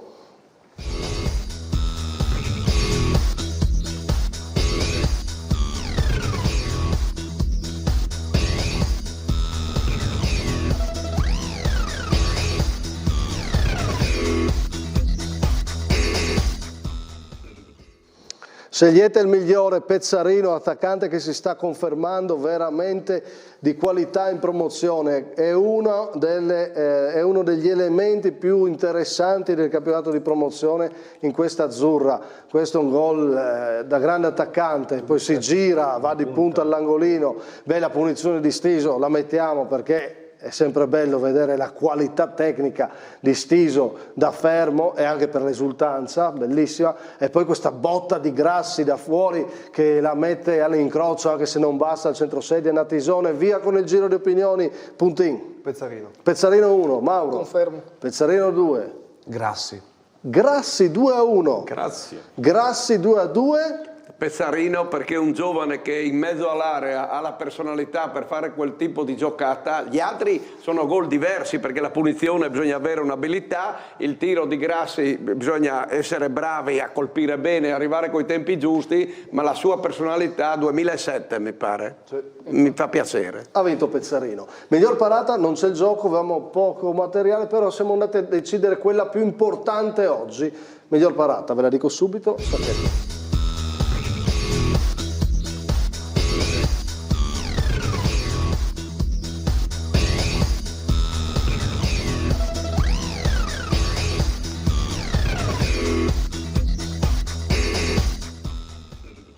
Abbiamo scelto la parata di Fabris contro l'Oltre, questo riflesso che salva, che è importante nel risultato finale, nella vittoria di Martignacco contro l'Oltre. Quindi siamo andati a cercare una parata fondamentale in questa giornata dove mancava la sfida, avevamo un po' cercato Jacopo Puntin, però alla fine abbiamo deciso di andare qua. Ti ringrazio, insomma ormai devo dire potrei abbandonare questa trasmissione e lasciare tutto a Jacopo Puntin. Super. Grazie a te. Grazie Jacopo, grazie Simone Mauro. Grazie a voi. Grazie Gabriele Moroso. Grazie a te. Buon campionato, tu riparti infinite. Domenica con grande sfida col Tamai da ex e poi c'è la sfida con la Juventina campione di Coppa. Antonio De Brasi. Ciao Massimo. E Renato Lizzi. Quando torna la neve a bassa quota. Tornerai tu, va bene. Grazie Alessandro Fermonte in regia, Francesco Zilli e a tutti voi direi buonanotte. Ciao.